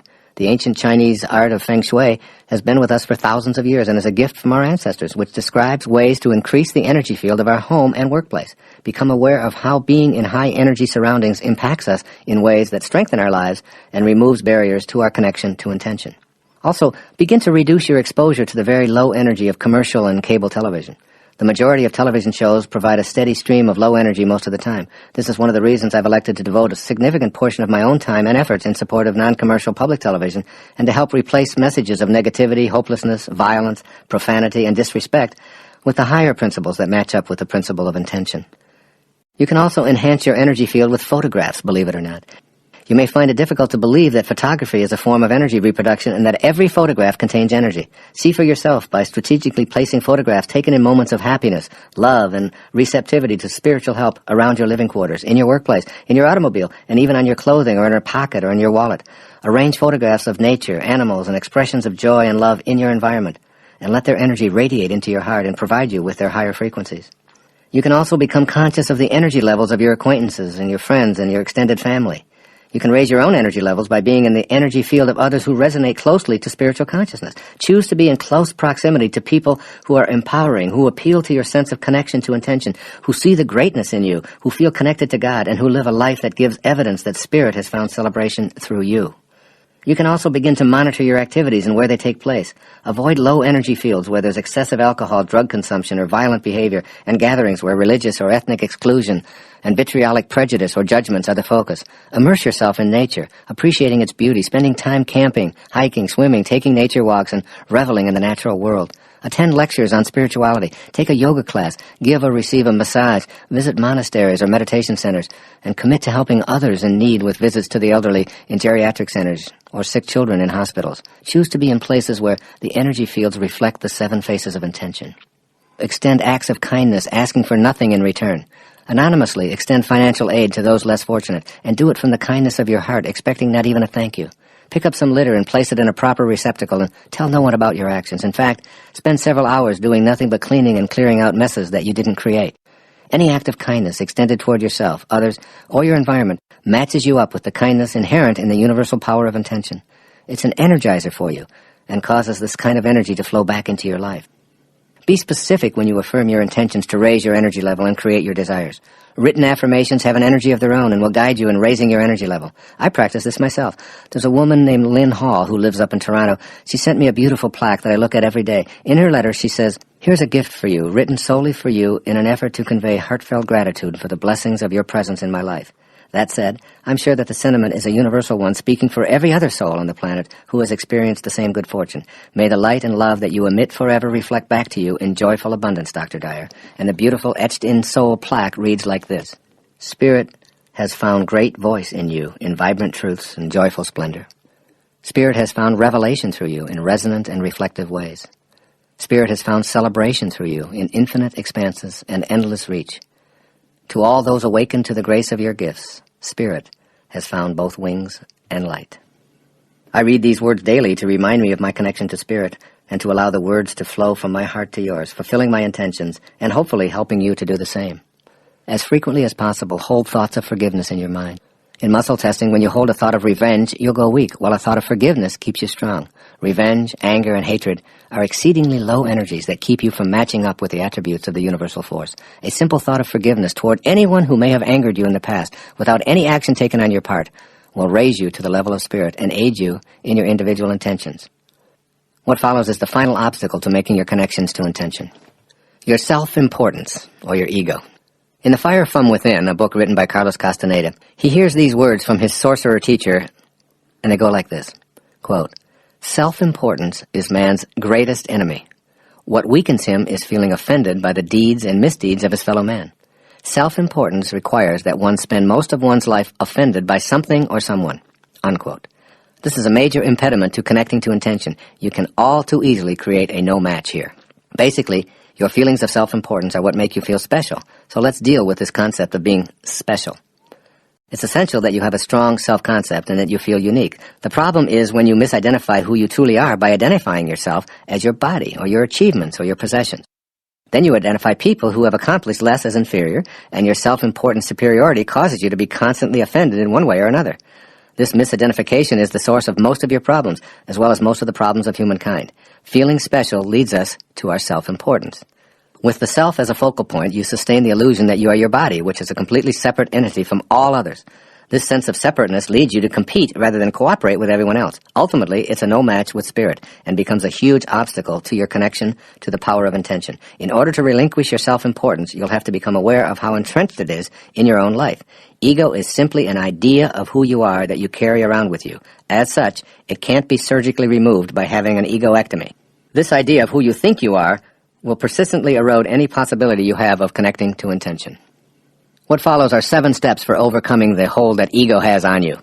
Here are 7 suggestions to help you transcend ingrained ideas of self-importance. All of these are designed to help prevent you from falsely identifying yourself with this self-important ego of yours. 1. Stop being offended. The behavior of others isn't a reason to become immobilized. That which offends you only weakens you. If you're looking for occasions to be offended, you'll find them at every turn. This is your ego at work convincing you that the world shouldn't be the way that it is. Being offended creates the same destructive energy that offended you in the first place and leads to attack, counterattack, and ultimately war. 2. Let go of your need to win. You are not your winnings or your victories. You may enjoy competing and have fun in a world where winning is everything, but you don't have to be there in your thoughts. There are no losers in a world where we all share the same energy source. All you can say on a given day is that you performed at a certain level in comparison to the levels of others on that particular day. But today is another day, with other competitors and new circumstances to consider. Be the observer, noticing and enjoying it all without needing to win a trophy. Be at peace and match up with the energy of intention. And ironically, although you'll hardly notice it, more of those victories will show up in your life as you pursue them less. 3. Let go of your need to be right. When you let go of the need to be right, you're able to strengthen your connection to the power of intention. But keep in mind that ego is a determined combatant.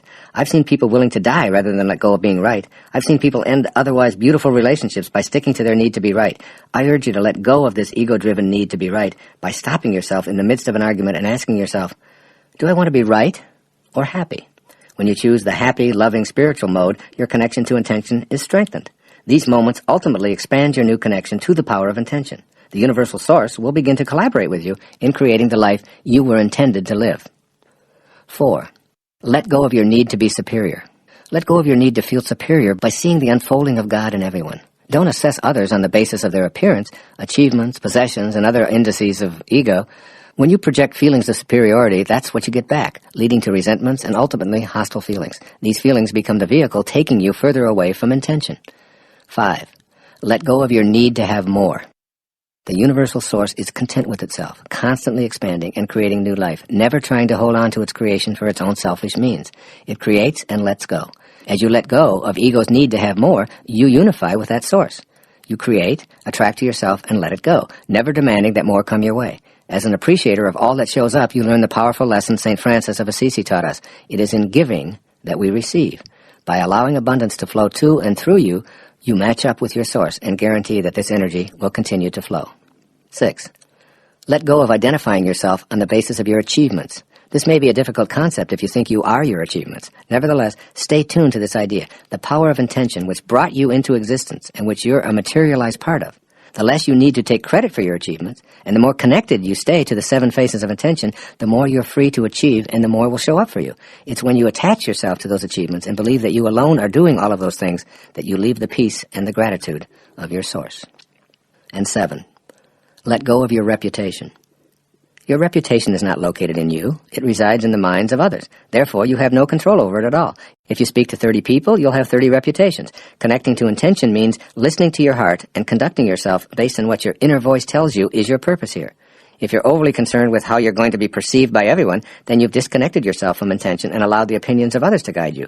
This is your ego at work. It's an illusion that stands between you and the power of intention.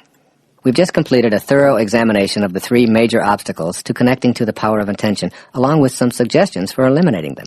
In the next chapter, I'll explain how you impact those around you when you raise your energy level to the highest spiritual frequencies and live your days connected to intention.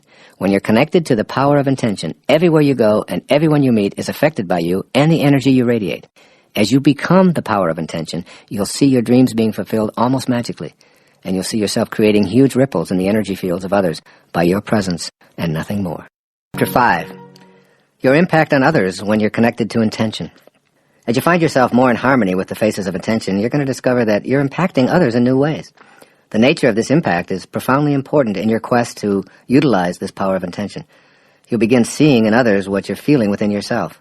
This new way of seeing will enable people in your presence to feel comforted and peaceful, and to indirectly be loving accomplices to your connection to intention.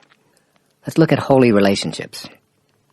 As you review the attributes of universal intention and simultaneously vow to be those attributes, you begin to see the significance of what you desire for all others.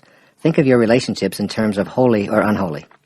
Holy relationships facilitate the power of intention at a high energy level for everyone involved. Unholy relationships keep the energy at the lower, slower levels for all concerned.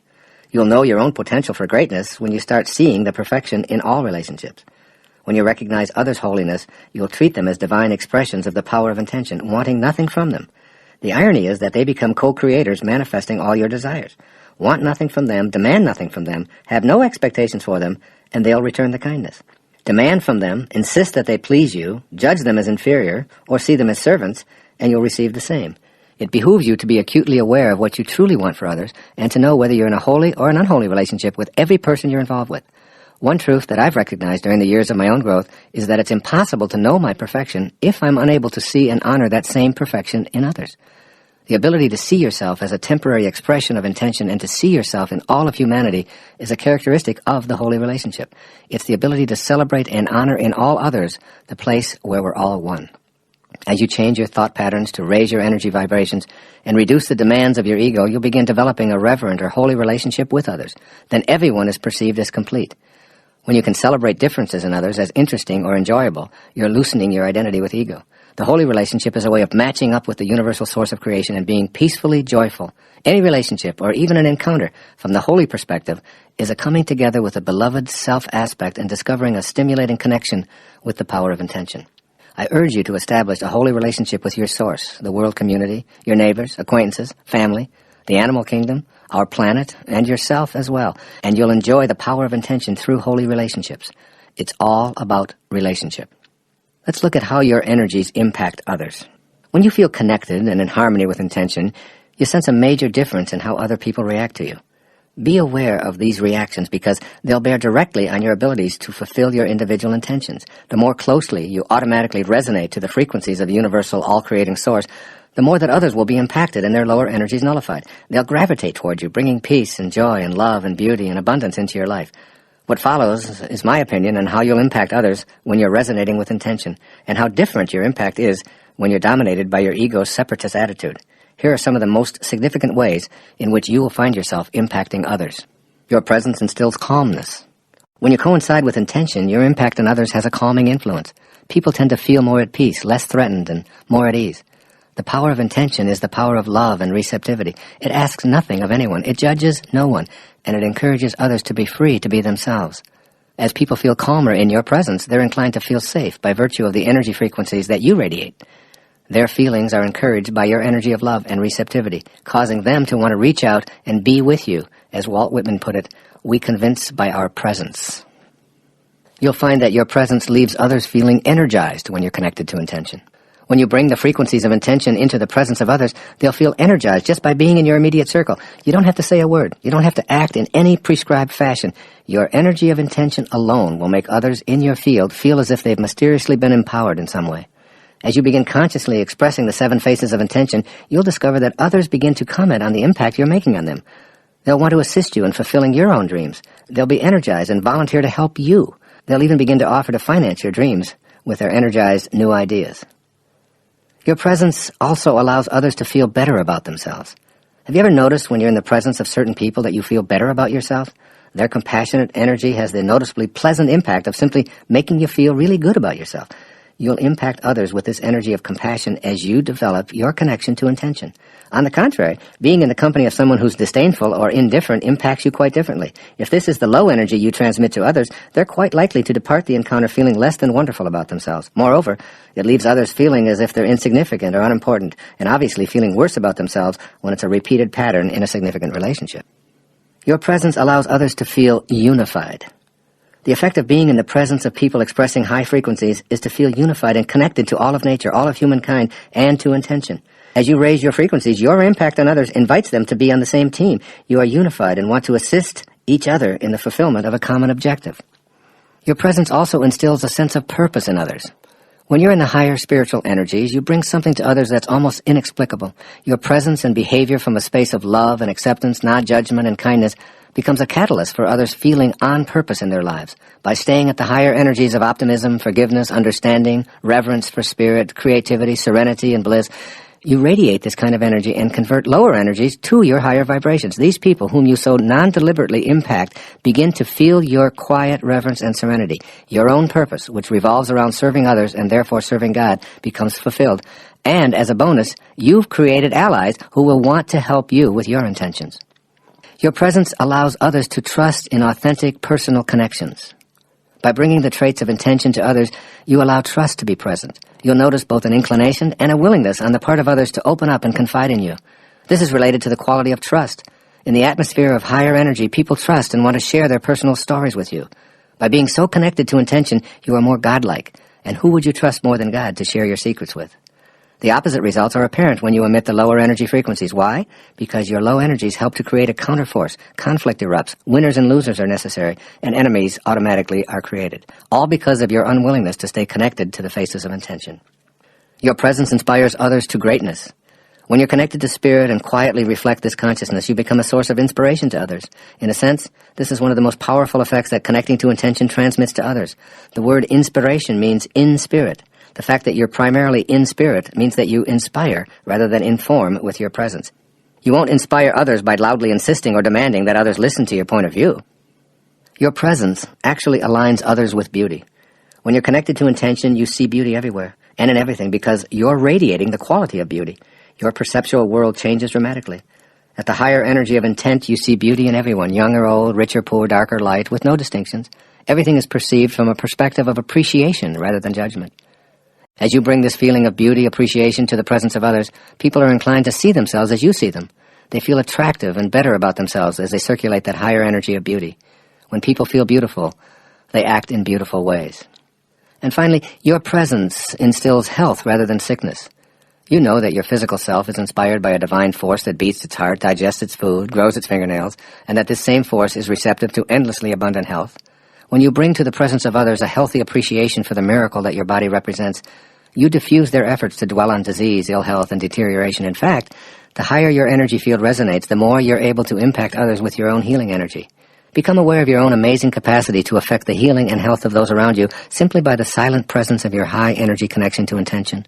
This is a literal energy that emanates from you. In the hopes that you will recognize the importance of raising your energy level, I'm going to conclude this chapter with a look at how our entire civilization is impacted when energy levels are synchronized with the source of our creation. This will require of you an open mind and a bit of stretching, perhaps, on your part. However, it's something that I know to be true, and I'd be remiss if I left it out. It may appear peculiar or maybe even a little outlandish to some who fail to see the ways in which all of us on this planet are connected and therefore impact each other from distances not discernible by our senses. Your impact on the consciousness of all of humanity. Many years ago, I was with one of my daughters as she completed a lengthy program in the wilderness to help her deal more effectively with some of her teenage dilemmas. The last thing the counselor at the wilderness camp said to her was, "Remember at all times that what you think and what you do affects other people." This is true even beyond the impact we have on our friends, family, neighbors, and coworkers. I believe that we impact all of humanity. Thus, as you listen to this section, keep in mind that what you think and do affects all other people. In the book I mentioned earlier, Power versus Force by Dr. David Hawkins, he writes, quote, "In this interconnected universe, every improvement we make in our private world improves the world at large for everyone. We all float on the collective level of consciousness of mankind, so that any increment we add comes back to us. We all add to our common buoyancy by our efforts to benefit life. It is a scientific fact that what is good for you is good for me," unquote. Dr. Hawkins has backed up his remarks and conclusions with 29 years of hard research, which I invite you to examine if you're so inclined. I'll briefly summarize some of these conclusions and how they relate to the impact you have on others when you're connected to intention. In essence, every single person, as well as large groups of people, can be calibrated for their energy levels. Generally speaking, low-energy people cannot distinguish truth from a falsehood.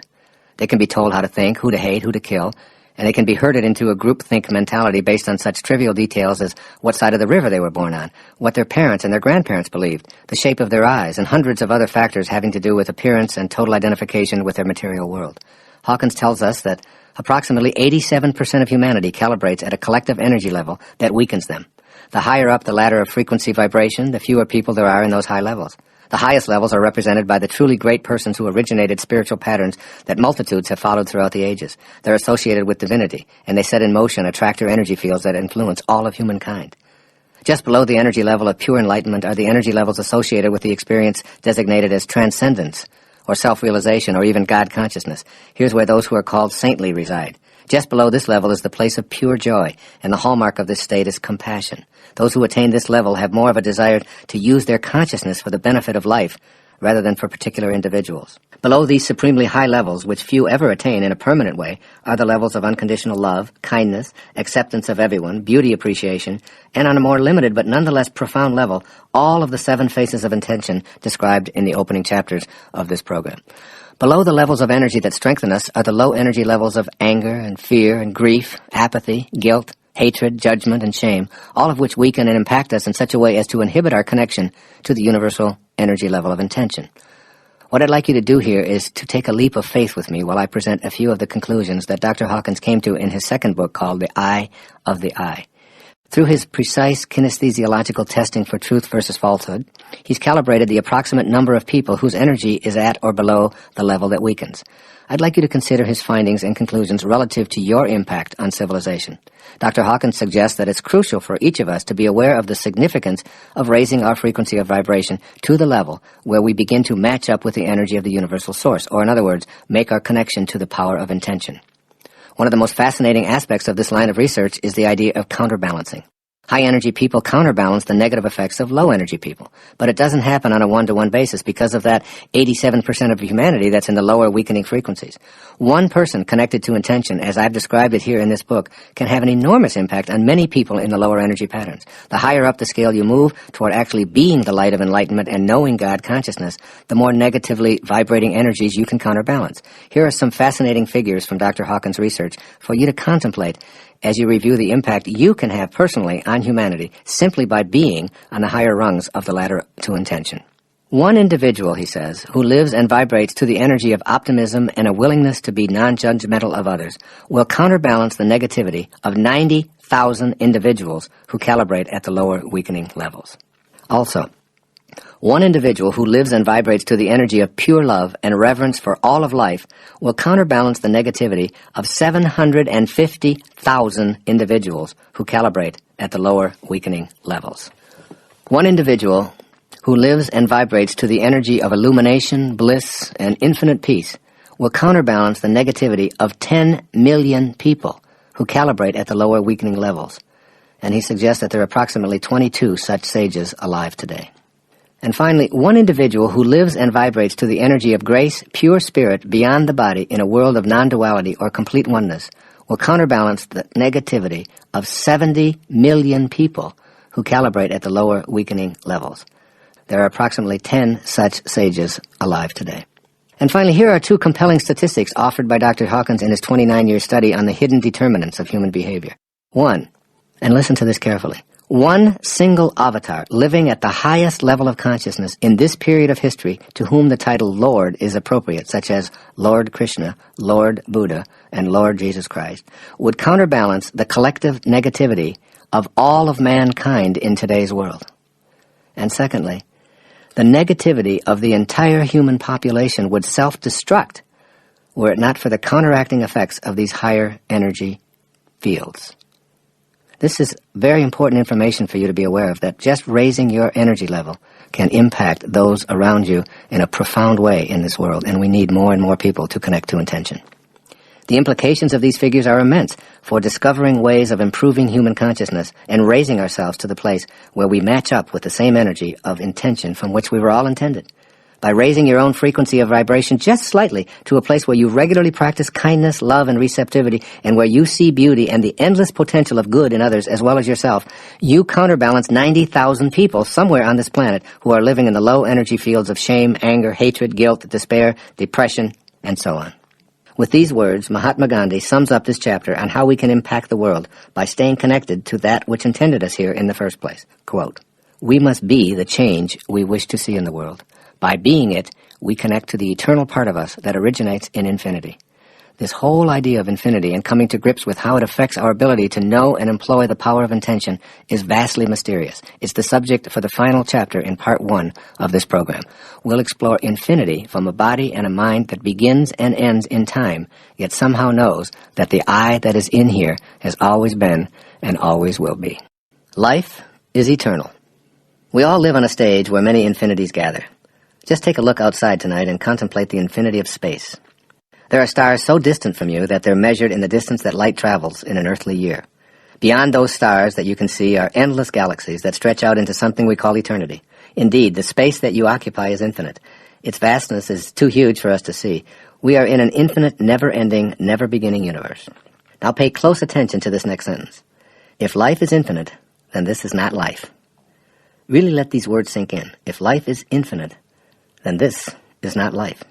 We can see this in everything that we scrupulously observe. Therefore, we must conclude that life, in terms of our body and all of its achievements and possessions, which without exception begin and end in dust, isn't life itself. Grasping life's true essence could radically change your life for the better. This is an enormous inner shift that eliminates fear of death. How can you fear something that doesn't exist?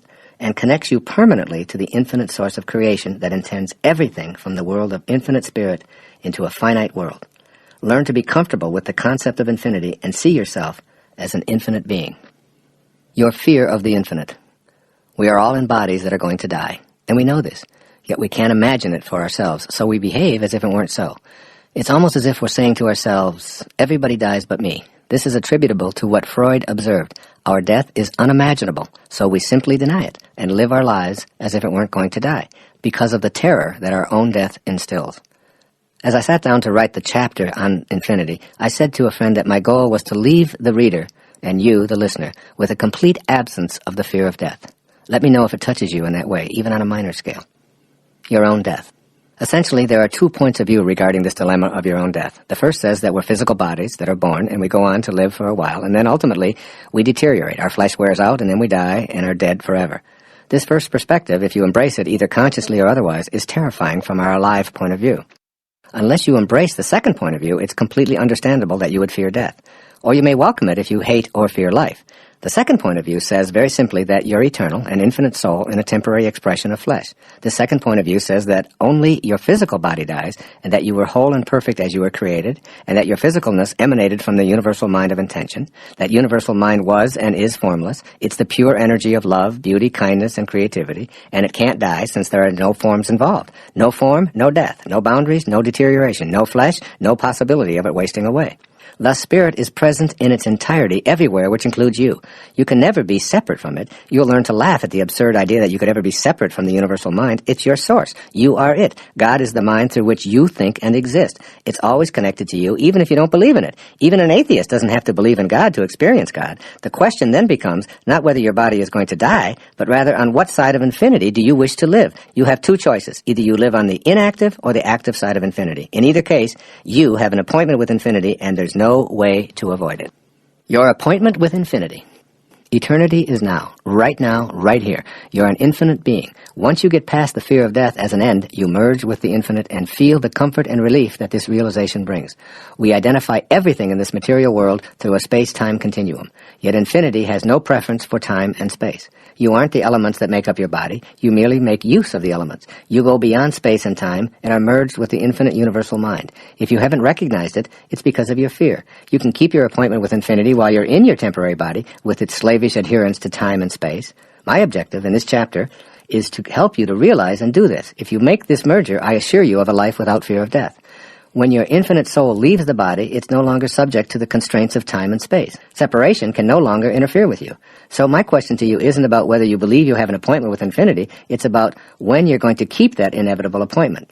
You can either do it now while you're still alive in your body in the illusion of time and space, or you can do it at death. If you decide to make your appointment with infinity while you still live and breathe, it's like learning to die while you're alive. Once you make this transition to the active side of infinity, your fear of death dissolves and you laugh at the folly of death.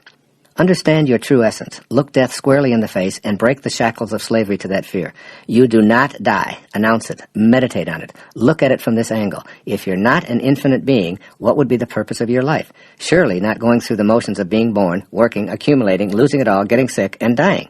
By waking up to your infinite essence and staying connected to the 7 faces of intention, you begin to free yourself of the limitations your ego has placed on you. You set in motion the guidance and assistance of the infinite universal mind to work with you. And most of all, you feel the peace that overtakes you when you expel your fear of death and mortality. I'm touched by the stories of great spiritual teachers leaving this earthly plane, feeling blissful and fearless. They banished all doubt, extricated all fear, and met infinity head-on with grace. Here are the final words of a few of the people I've long admired. The hour I have long wished for is now come. Teresa of Avila. Let us be kinder to one another. The last words of Aldous Huxley. If this is death, it's easier than life. The last words of Robert Louis Stevenson. This is the last of earth. I am content. John Quincy Adams. I shall hear in heaven. Ludwig van Beethoven. Light, light. The world needs more light. Johann von Goethe. I am going to that country which I have all my life wished to see. William Blake. It's very beautiful over there. Thomas Edison. Ram, Ram, Ram. God, God, God. Mahatma Gandhi. Why not write your own final words now and make your transition to being an infinite being while you still occupy your body? As you consider your appointment with infinity, look at how most of us live our lives. We know we're in a body that's going to die, but we behave as if it's not going to happen to us. This viewpoint is from the inactive side of infinity, where we don't see our connection to intention and our ability to stay in harmony with our creative spirit. Let's examine the essential difference between keeping your appointment with infinity now or at your own death. In one case, you'll be on the active side of infinity, and in the other, you'll avoid it by being on the inactive side. The active versus the inactive sides of infinity. On the active side of infinity, you're fully cognizant that you're in a body that's going to die. Furthermore, your inner knowing is that you aren't that body, its mind, or any of its achievements and possessions. On this active side of infinity, you are first and foremost an infinite spiritual being having a temporary human experience, and you do all of your living in all of your relationships from this very perspective. On the inactive side of infinity, your experience of life is quite the opposite. Here, you're first and foremost a human being having an occasional spiritual experience. Your life is guided by a fear of death, a separation from others, a competitive style, and a need to dominate and be a winner. The inactive side of infinity separates you from the power of intention. Here are some of the distinctions that I see between those who live in the active side of infinity and those who deny their eternal nature and opt for the inactive side of infinity. A sense of destiny. In the active side of infinity, your connection to intention will no longer be thought of as an option, but as a calling that you must heed. The inactive side of infinity leads you to see life as chaotic, purposeless, and meaningless, while your position on the active side of infinity leads you to fulfill a destiny that you feel deep within you. Your sense of destiny lets you know that you're playing this game of life on the active side of infinity. Prior to accessing your sense of destiny, your motivation was what you wanted out of life and what you'd like to do. On the active side of infinity, you realize that it's time to do what your destiny intended you to do. Wallowing around hoping things will work out, waiting for your luck to change, and hoping others will come through for you no longer feels right. Your sense of destiny allows you to realize, I am eternal, and that means that I showed up here from the infinitude of spiritual intention to fulfill a destiny that I must act upon. You begin stating your objectives in the language of intention, knowing they'll materialize. You enlist the power of intention to keep you on track. It can't fail because there's no failure in the infinite. This 13th century poem may inspire you to know you have a destiny. You were born with potential. You were born with goodness and trust. You were born with ideals and dreams. You were born with greatness. You were born with wings. You are not meant for crawling, so don't. You have wings. Learn to use them and fly. That's Rumi, one of my very favorite poets. If Rumi had composed his poem from the inactive side of infinity, his words might be more like the following, quote, You are an accident of nature. You are subject to the laws of luck and chance. You can be pushed around easily. Your dreams are meaningless. You are meant to live an ordinary life. You have no wings, so forget about flying and stay grounded. A sense of the possible. Creation acts upon the everlasting possibility that anything that is thought of can be. Consider some of the numerous great inventions which we take for granted today. Airplanes, electric lights, telephones, television, fax machines, computers.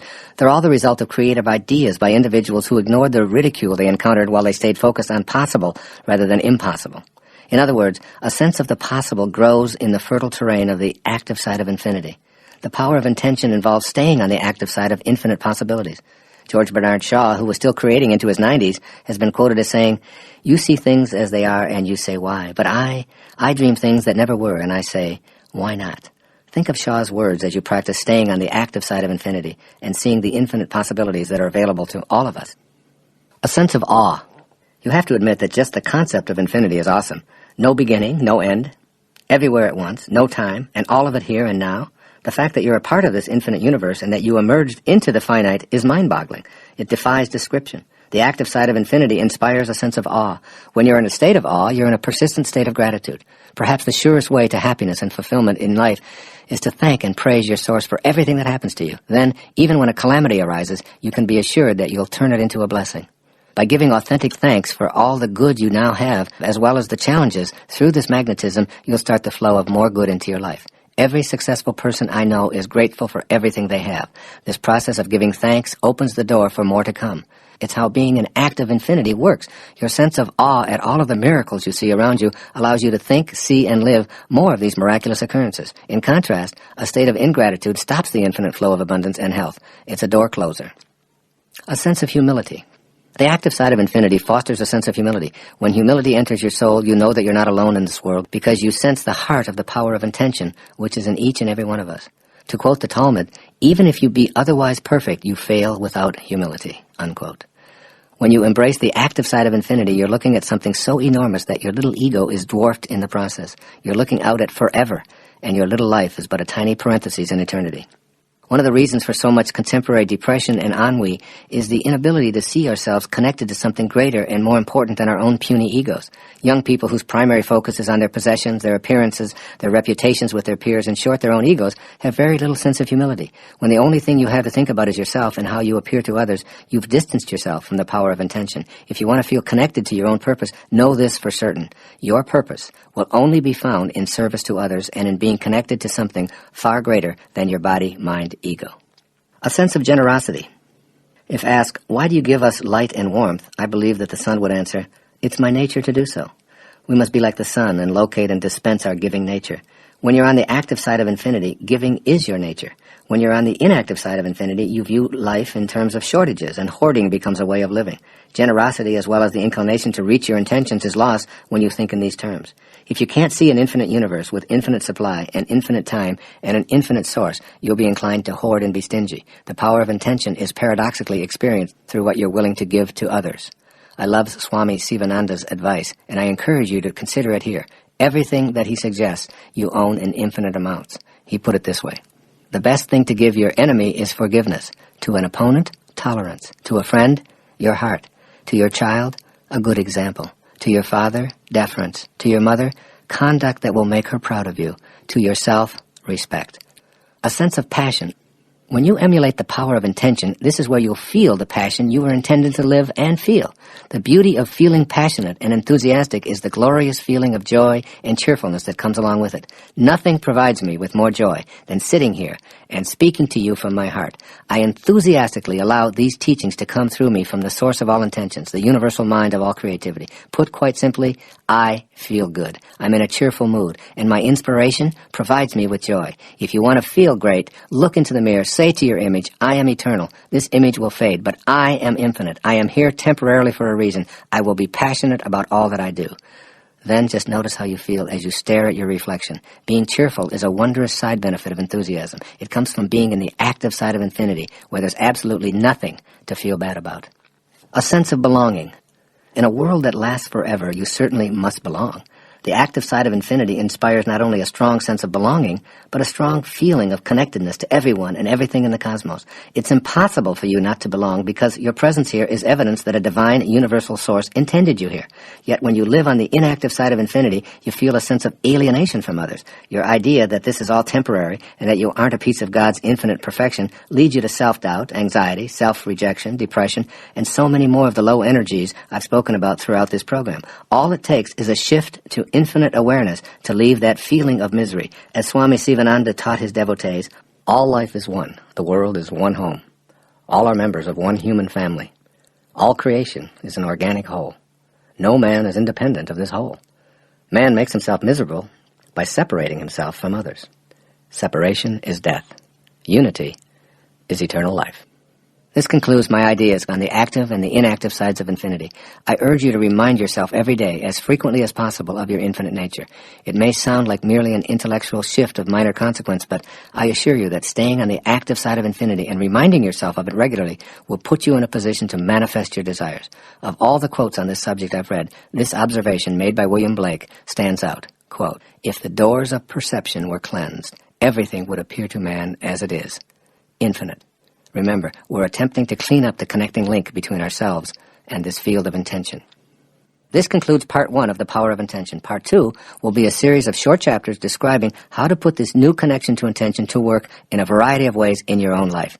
As with the first part, listen with a mind that is not only open to the possibility of your achieving all that you can imagine, but to knowing that on the active side of infinity, all things are possible. Now you tell me what that leaves out. Chapter 7. It is my intention to respect myself at all times. Here's a simple truth to begin this chapter. You did not originate from a material particle as you've been led to believe. Your conception at the moment of your parents' blissful commingling was not your beginning. You had no beginning. That particle emanated from the universal energy field of intention, as do all particles. You are a piece of that universal mind of creation, and you must see God inside of you and view yourself as a divine creation in order to access the power of intention in your life. Give this idea a healthy dose of your attention right now, right here in this moment. As you listen to these words, contemplate the enormity of what you're hearing. You are a piece of God. You are a living, breathing creation that emanated from the universal mind of the all-creating source. You and God are the same thing. Very simply put, when you love and trust yourself, you're loving and trusting the wisdom that created you. And when you fail to love and trust yourself, you're denying that infinite wisdom in favor of your own ego. It's important here to remember that at every single moment of your life, you have the choice to either be a host to God or a hostage to your ego. So here's the question, host or hostage? Your ego's belief that you're separate from everyone, separate from what's missing in your life, and most egregiously, separate from God, further hampers your ability to live up to the intention of respecting yourself. Ego's idea of separation fosters your feelings of being in competition with everyone and evaluating your worth based on how frequently you emerge as a winner. As a hostage to your ego, self-respect is unavailable because you feel judged for your failures. It's out of this bleak picture produced by the negative ego that self-rejection emerges. It captures you and makes a hostage of you, never allowing you to play host to that from which you originated. Being a host to God means always seeing your authentic connection to your source. It's knowing that it's impossible for you to ever be disconnected from the source from which you came. Personally, I thoroughly enjoy being a host to God. As I write here every single morning, as I sit here in the studio reading these words, I feel that I'm receiving words and ideas from the power of intention, which allows me to bring these words to this page and to this recording. I trust in this source to provide me with the words. Therefore, I'm trusting in the source that brought me into this physical world. I'm eternally connected to this source. This awareness simply doesn't include a lack of respect for intending this book or this recording into form. The conclusion I've come to is that I'm worthy of my intention to write a book and to create this recording and have it published and in your hands today. In other words, I respect the piece of God that I am. I tap into the power of intention, and my feeling of respect for it enhances my respect for myself. So by loving and respecting yourself, you're hosting God and inviting the energy of creation to your consciousness, to your daily life, as you connect to the power of intention. Let's look at the energy of intention and your self-respect. If you don't believe that you're worthy of fulfilling your intentions for health, wealth, or loving relationships, then you're creating an obstacle that will inhibit the flow of creative energy into your daily life. Recall that everything in the universe is energy, which moves at various frequencies. The higher the frequency, the closer you are to spiritual energy. In the lower frequencies, you find shortages and problems. Intention itself is a unified energy field, which intends everything into existence. This field is home to the laws of nature and is the inner domain of every human being. This is the field of all possibilities, and it's yours, just by virtue of your existence.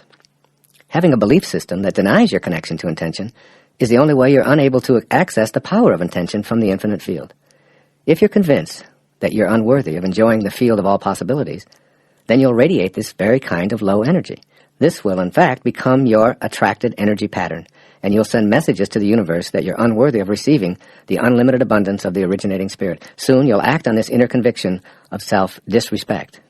The antidote to this dreary picture is to make an internal commitment to respect yourself and to feel worthy of all that the universe has to offer. If anyone is entitled to success and happiness, everyone is, because everyone is always connected to intention. Simply put, disrespecting yourself is not only disrespecting one of God's greatest creation, it's disrespecting God. When you disrespect your source, you say no to it, and you turn away from the power of intention.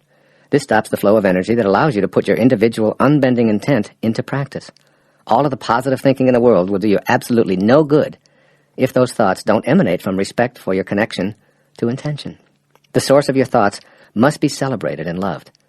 And this means having the self-respect that's in harmony with the omniscient source of intelligence. What's the source of your thoughts? Your beingness. Your beingness is the place from which your thoughts and actions come. When you disrespect your being, you set into motion a chain reaction culminating in unfulfilled intentions. What you think of yourself is what you think of the world. How do you see the world you live in? What do you think people in general are really like? Do you believe that evil is triumphing over good? Is the world filled with egocentric, selfish people? Can the little guy ever get ahead? Are government entities and all their representatives corrupt and untrustworthy? Is life unfair? Is it impossible to get ahead if you don't have connections? When you have a gloomy picture of what the world looks like, you're unreceptive to the potential assistance that's there to help you with your own individual intentions. Why would others want to come to your aid when you view them as contemptible? Why would the universal force be attracted to that which repels it? How could a world that's so corrupt ever be of assistance to someone who has noble intentions? The answer to these questions are obvious. You attract into your life what you feel inside. If you feel that you're not worthy of being respected, you attract disrespect. This weak self-respect is the result of an exceptionally rusty link to the field of intention. This link must be cleansed and purified, and that takes place within your own mind. I've specifically chosen self-respect as the very first chapter in Part 2 of this recording on applying intention, because without high esteem for yourself, you shut down the entire process of intention. Without unflagging self-respect, the process of intention is operating at the lowest levels. The universal field of intention is love, kindness, and beauty, which has for all that it brings into the material world. Those who wish to replicate the works of the universal all-creating mind must be in harmony with the attributes of love, kindness, and beauty. If you disrespect anyone or anything that God creates, you disrespect that creative force. You are one of those creations. If you view yourself disrespectfully, you've forsaken or cast aside, or at the very least, you've sullied your connection to the power of intention. It's important that you recognize that your entire worldview is based on how much respect you have for yourself. It has nothing to do with what others may think of you. Your self-respect comes from the self, and the self alone. Let's look at the self in self-respect. Perhaps the greatest mistake we make, which causes a loss of self-respect, is making the opinions of others more important than our own opinion of ourselves. Self-respect means just what it says. It originates from the self. This self originated in a universal field of intention that intended you here, from the infinite formless state to a being of molecules and physical substance. If you fail to respect yourself, you're showing contempt for the process of creation. How do you return to the self in self-respect? Well, rather than judging those who judge you, thereby lowering your self-respect, send them a silent blessing of forgiveness, and imagine them doing the same toward you. You're connecting to intention and guaranteeing that you'll always respect the divinity that you are. You've cleared the path to be able to enjoy the great power that is yours in that field of intention. Making your intention your reality. In this concluding section, I'm going to present you with 10 ways or 10 steps to practice nurturing your intention to respect yourself at all times. Here's step 1. Look into a mirror. Make eye connection with yourself and say, I love me, as many times as possible during your day. I love me. These 3 magic words help you maintain your self-respect. Your immediate impulse might be to see this as an expression of your ego's desire to be superior to everyone else, but this is not an ego statement at all. It's an affirmation of self-respect. Transcend that ego mind and affirm your love for yourself and your connection to the Spirit of God. This doesn't make you superior to anyone. It makes you equal to all and celebrates that you're a piece of God. Affirm it in order to be respectful of that which intended you here. Affirm it because it's the way you're going to stay connected to your source and regain the power of intention. I love me. Say it proudly and be that image of love and self-respect. Step 2. Write the following affirmation and repeat it over and over again to yourself. I am whole and perfect as I was created. Carry this thought with you wherever you go. Have it laminated and placed in your pocket or on your dashboard or on your refrigerator or even next to your bed. Allow the words to become a source of high energy and self-respect. By simply carrying these words with you and being in the same space with them, their energy will flow directly to you. Over and over, remind yourself, I'm not my body, I'm not my accumulations, I'm not my achievements, I'm not my reputation. I am whole and perfect as I was created. Step 3. Extend more respect to others and to all of life. Perhaps the greatest secret of self-esteem is to appreciate other people more. The easiest way to do this is to see the unfolding of God in them. Look past the judgments of others' appearances, failures and successes, their status in society, their wealth or their lack of it, and extend appreciation and love to the source from which they came. Everyone is a child of God. Everyone. Remember, when you judge another, you do not define them. You define yourself as someone who needs to judge. The same applies to judgments directed at you. Step 4. Affirm to yourself and all others that you meet, I belong. A sense of belonging is one of the highest attributes on Abraham Maslow's pyramid of self-actualization, which I discussed at the beginning of the next chapter. Feeling that you don't belong or you're in the wrong place can be due to a lack of self-respect. Respect yourself and your divinity by knowing that everyone belongs. This should never come into question. Your presence here in this universe is proof alone that you belong here. The wisdom of creation intended you to be here, in this place, in this family, with these siblings and parents, occupying this precious space in this time. Say it to yourself and say it over and over again. I belong, and so does everyone else. No one is here by accidents. There are no accidents in this universe. Step 5. Remind yourself that you're never alone. My self-respect stays intact as long as I know that it's impossible for me to be alone. I have what I call a senior partner who's never abandoned me and who stuck with me even in moments when I had seemingly deserted my source. I feel that if the universal mind has enough respect to allow me to come here and to work through me and to protect me in times when I strayed onto dangerous non-spiritual turf, then this very partnership deserves my reciprocal respect. I recall my friend Pat McMahon, a talk show host on KTAR radio in Phoenix, Arizona, telling me about his encounter with Mother Teresa in his studio before interviewing her for his program. He pleaded with her to allow him to do something for her. Anything at all, he begged. I'd just like to help you in some way. She looked at him and said, tomorrow morning, get up at 4 a.m. and go out onto the streets of Phoenix and find someone who lives there who believes that he's alone and convince him that he's not. Great advice, because everyone who wallows in self-doubt or appears to be lost has lost their self-respect because they've forgotten that they're not alone. No one is ever alone. Step 6. Respect your body. You've been provided with a perfect body to house your inner invisible being for a few brief moments in eternity. Regardless of its size or shape or color or any imagined infirmities, it's a perfect creation for the purpose that you were intended here for. You don't need to work at getting healthy. Health is something you already have if you don't disturb it. You can begin the fulfillment of this intention to live a life of self-respect by honoring the temple that houses you. You know what to do. You don't need another diet or workout manual or personal trainer. Go within, listen to your body, and treat it with all of the dignity and love that your self-respect demands. Step 7. Meditate. Always meditate to stay in conscious contact with your source, which always respects you. I can't say this enough. Meditation is a way to experience what the 5 senses can't detect. When you're connected to the field of intention, you're connected to the wisdom that's within you. The divine wisdom has great respect for you, and it cherishes you while you're here. Meditation is a way to ensure that you stay in a state of self-respect. Regardless of all that goes on around you, when you enter into that sacred space of meditation, all doubts about your value as an esteemed creation dissolve.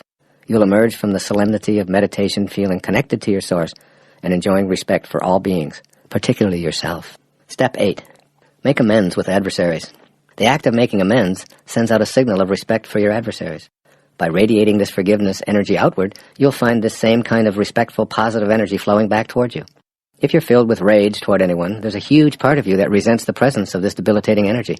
Take a moment right here and now to simply face that person who stands out in your mind as someone you hurt or directed hurt towards you, and tell him or her that you'd like to make amends. You'll notice how much better you feel. The good feeling of having cleared the air is self-respect. It takes much more courage and strength of character and inner conviction to make amends than it does to hang on to the low-energy feelings. Step 9. Always remember the self in self-respect. In order to do this, you must recognize that the opinions of others towards you aren't facts, they're opinions. When I speak to an audience of 500 people, there are 500 opinions of me in the room at the end of the evening. I'm none of those opinions. I can't be responsible for how they view me. The only thing I can be responsible for is my own character, and this is true for every single one of us. If I respect myself, then I'm relying on the self in self-respect. If I doubt myself or punish myself, I've not only lost my self-respect, I'll continue to attract more and more doubt and lower energy opinions with which to further punish myself. You can't stay linked to the universal mind which intends all of us here if you fail to rely on yourself for your self-respect. And finally, step 10. Always be in a state of gratitude. You'll discover that gratitude is the final step in each succeeding chapter. Be an appreciator rather than a depreciator of everything that shows up in your life. when you're saying thank you, God, for everything, and when you're expressing gratitude for your life and all that you see and experience, you're respecting creation itself. This respect is within you, and you can only give away what you have inside. Being in a state of gratitude is the exact same thing as being in a state of respect. Respect for yourself, which you give away freely, and which will return to you tenfold. I close out this chapter with the words of Jesus of Nazareth, speaking through his apostle, St. Matthew. Be perfect, therefore, as your heavenly Father is perfect. Reconnect to the perfection from which you originated. You can't have any more self-respect than that. Chapter 8. It is my intention to live my life on purpose. A sense of purpose is at the very top of the pyramid of self-actualization created by Abraham Maslow more than 50 years ago. Through his research, Dr. Maslow discovered that those who feel purposeful are living the highest qualities that humanity has to offer. During the many years I've been in the fields of human development, motivation, and spiritual awareness, this is the topic that more people inquire about than anything else. I'm repeatedly asked questions such as, how do I find my purpose? Does such a thing really exist? Why did I know my purpose in life? Well, being on purpose is what the most self-actualized people accomplish on their life journeys. But many individuals feel little sense of purpose and may even doubt that they have a purpose in life in the first place. Feeling purposeful. In response to the question, what should I do with my life? I suggest that there's only one thing you can do with it, since you came into this life with nothing and you'll leave with nothing. You can give it away. You'll feel most on purpose when you're giving your life away by serving others. When you're giving to others, to your planet, and to your source, you're being purposeful. Whatever it is that you choose to do, if you're motivated to be of service to others while being authentically detached from the outcome, you'll feel on purpose, regardless of how much abundance may flow back to you. Allow yourself to be in the feeling place within you that's unconcerned with such things as vocational choice or doing the things you are destined to do. When you're in the service of others or extending kindness beyond your own boundaries, you'll feel connected to your source. You'll feel happy and content knowing that you're doing the right thing. Outside of my chosen occupation, I feel purposeful in a myriad of ways virtually every single day. When I extend assistance to someone in need, when I take a moment to cheer up a disgruntled employee in a restaurant or a store, or when I make a child laugh who sits otherwise ignored in a stroller, or even when I pick up a piece of litter and place it in a trash can, I feel that I'm giving myself away, and, as such, I feel purposeful. Essentially what I'm saying here is this. Stay on purpose by expressing the 7 phases of intention, and the details will find you. You'll never, ever again have to ask what your purpose is or how to find it. Your purpose will find you. In a previous chapter, I reviewed the obstacles to connecting to intention and pointed out that our thoughts are one of the major roadblocks. I stressed that we become what we think about all day long. What thoughts do you have that inhibit you from feeling as if you're on purpose in your life? For instance, if you think that you're separate from your purpose and that you're drifting without direction throughout your life, then that's precisely what you'll attract. Suppose instead that you know this is a purposeful universe, where your thoughts and your emotions and your actions are all a part of your free will and are also connected to the power of intention. Suppose that your thoughts of being purposeless and aimless are really a part of your purpose. Just as the thought of losing someone you love makes you love them even more, or an illness makes you treasure your health, supposing that it takes the thought of your unimportance to make you realize your value. When you're awake enough to question your purpose and ask how to connect to it, you're being prodded by the power of intention. The very act of questioning why you're here is an indication that your thoughts are nudging you to reconnect to the field of intention. What's the source of your thoughts about your purpose? Why do you want to feel purposeful? Why is a sense of purpose considered the highest attribute of a fully functioning person? The source of thought is an infinite reservoir of energy and intelligence. In a sense, thoughts about your purpose are really your purpose trying to connect to you. This infinite reservoir of loving, kind, creative, abundant energy grew out of the originating intelligence and is stimulating you to express this universal mind in your own unique way. Your silent inner knowing. Esteemed psychologist and philosopher William James once wrote, quote, "In the dim background of our mind, we know meanwhile what we ought to be doing, but somehow we cannot start. Every moment we expect the spell to break, but it does continue pulse after pulse, and we float with it," unquote. In my experience as a therapist and as a speaker talking with thousands of people about their lives, I've come to the same conclusion. Somewhere, buried deep within each of us, is a call to purpose. It's not always rational, and it's not always clearly delineated, and sometimes even seemingly absurd, but the knowing is there. There's a silent something within that intends you to express yourself. That something is your soul. It's telling you to listen and connect through love, kindness, and receptivity to this power of intention. That silent inner knowing will never leave you alone. You may try to ignore it and pretend it doesn't exist, but in honest, alone moments of contemplative communion with yourself, you sense the emptiness waiting for you to fill it with your music. It wants you to take the risks that are involved and to ignore your ego and the egos of others who tell you that an easier, safer, or more secure path is best for you. My daughter Sky is an example of what I'm presenting here. Sky has known since she could first speak that she wanted to sing. It was almost as if she showed up here in the world with a destiny to sing for others. Over the years, she's sung at my public appearances, first as a 4-year-old, and then at every age up until her 22nd year. She's also sung in my public television specials, and the reaction to her singing has always been gratifying. As a student immersed in a music program at a major university, Sky studied from academic and theoretical perspectives. One day in her junior year, we had a discussion that centered on her purpose and the silent knowing she's always had. "Would you be upset," she asked of me, "if I left college? I just don't feel like I can do what I know I have to do by sitting in a classroom and studying music theory any longer. I just want to write my own music, and I want to sing. It's the only thing I think about. It's what my whole life is, but I don't want to disappoint you and Mom." How could I, who tells his readers not to die with their music still in them, tell my 22-year-old daughter to stay in college because that's the right way, and it's what I did?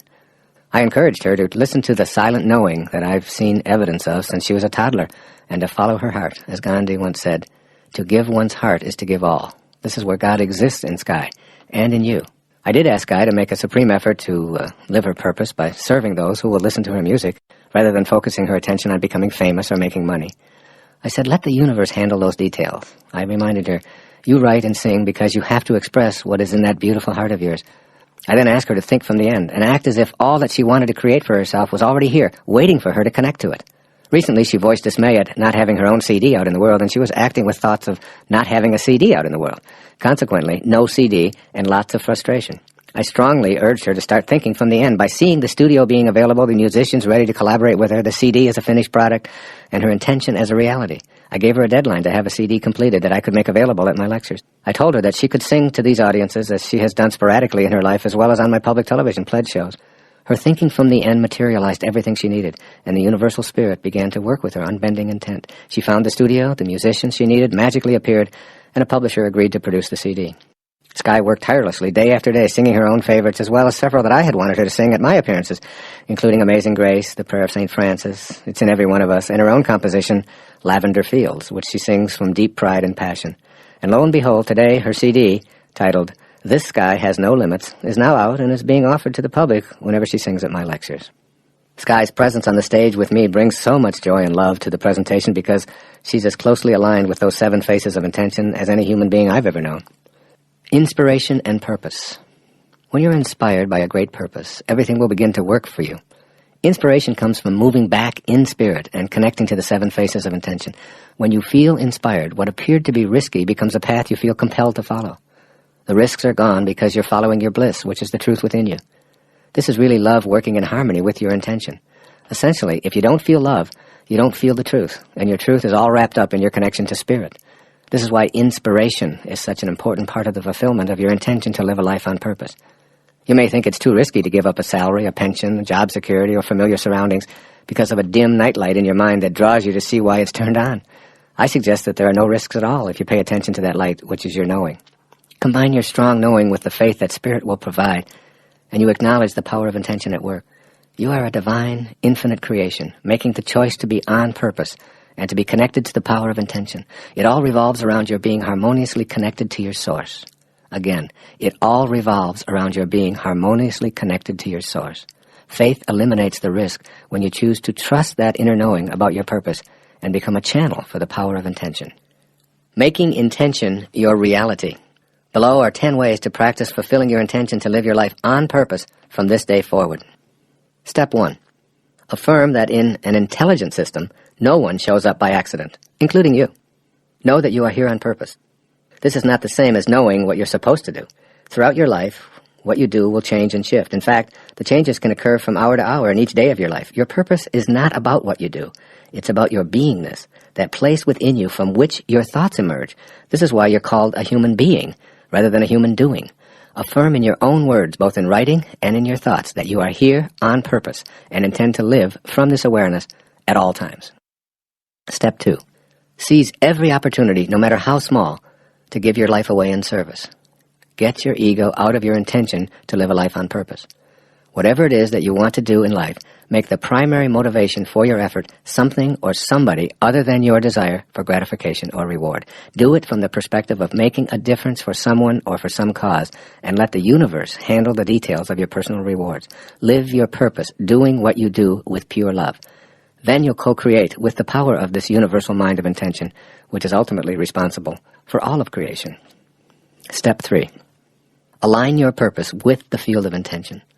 This is the most important thing you can do to fulfill your intentions. Being aligned with the universal field means having faith that your Creator knows why you're here, even if you don't. It means surrendering the little mind to the big mind, and remembering that your purpose will be revealed in the same way that you were revealed.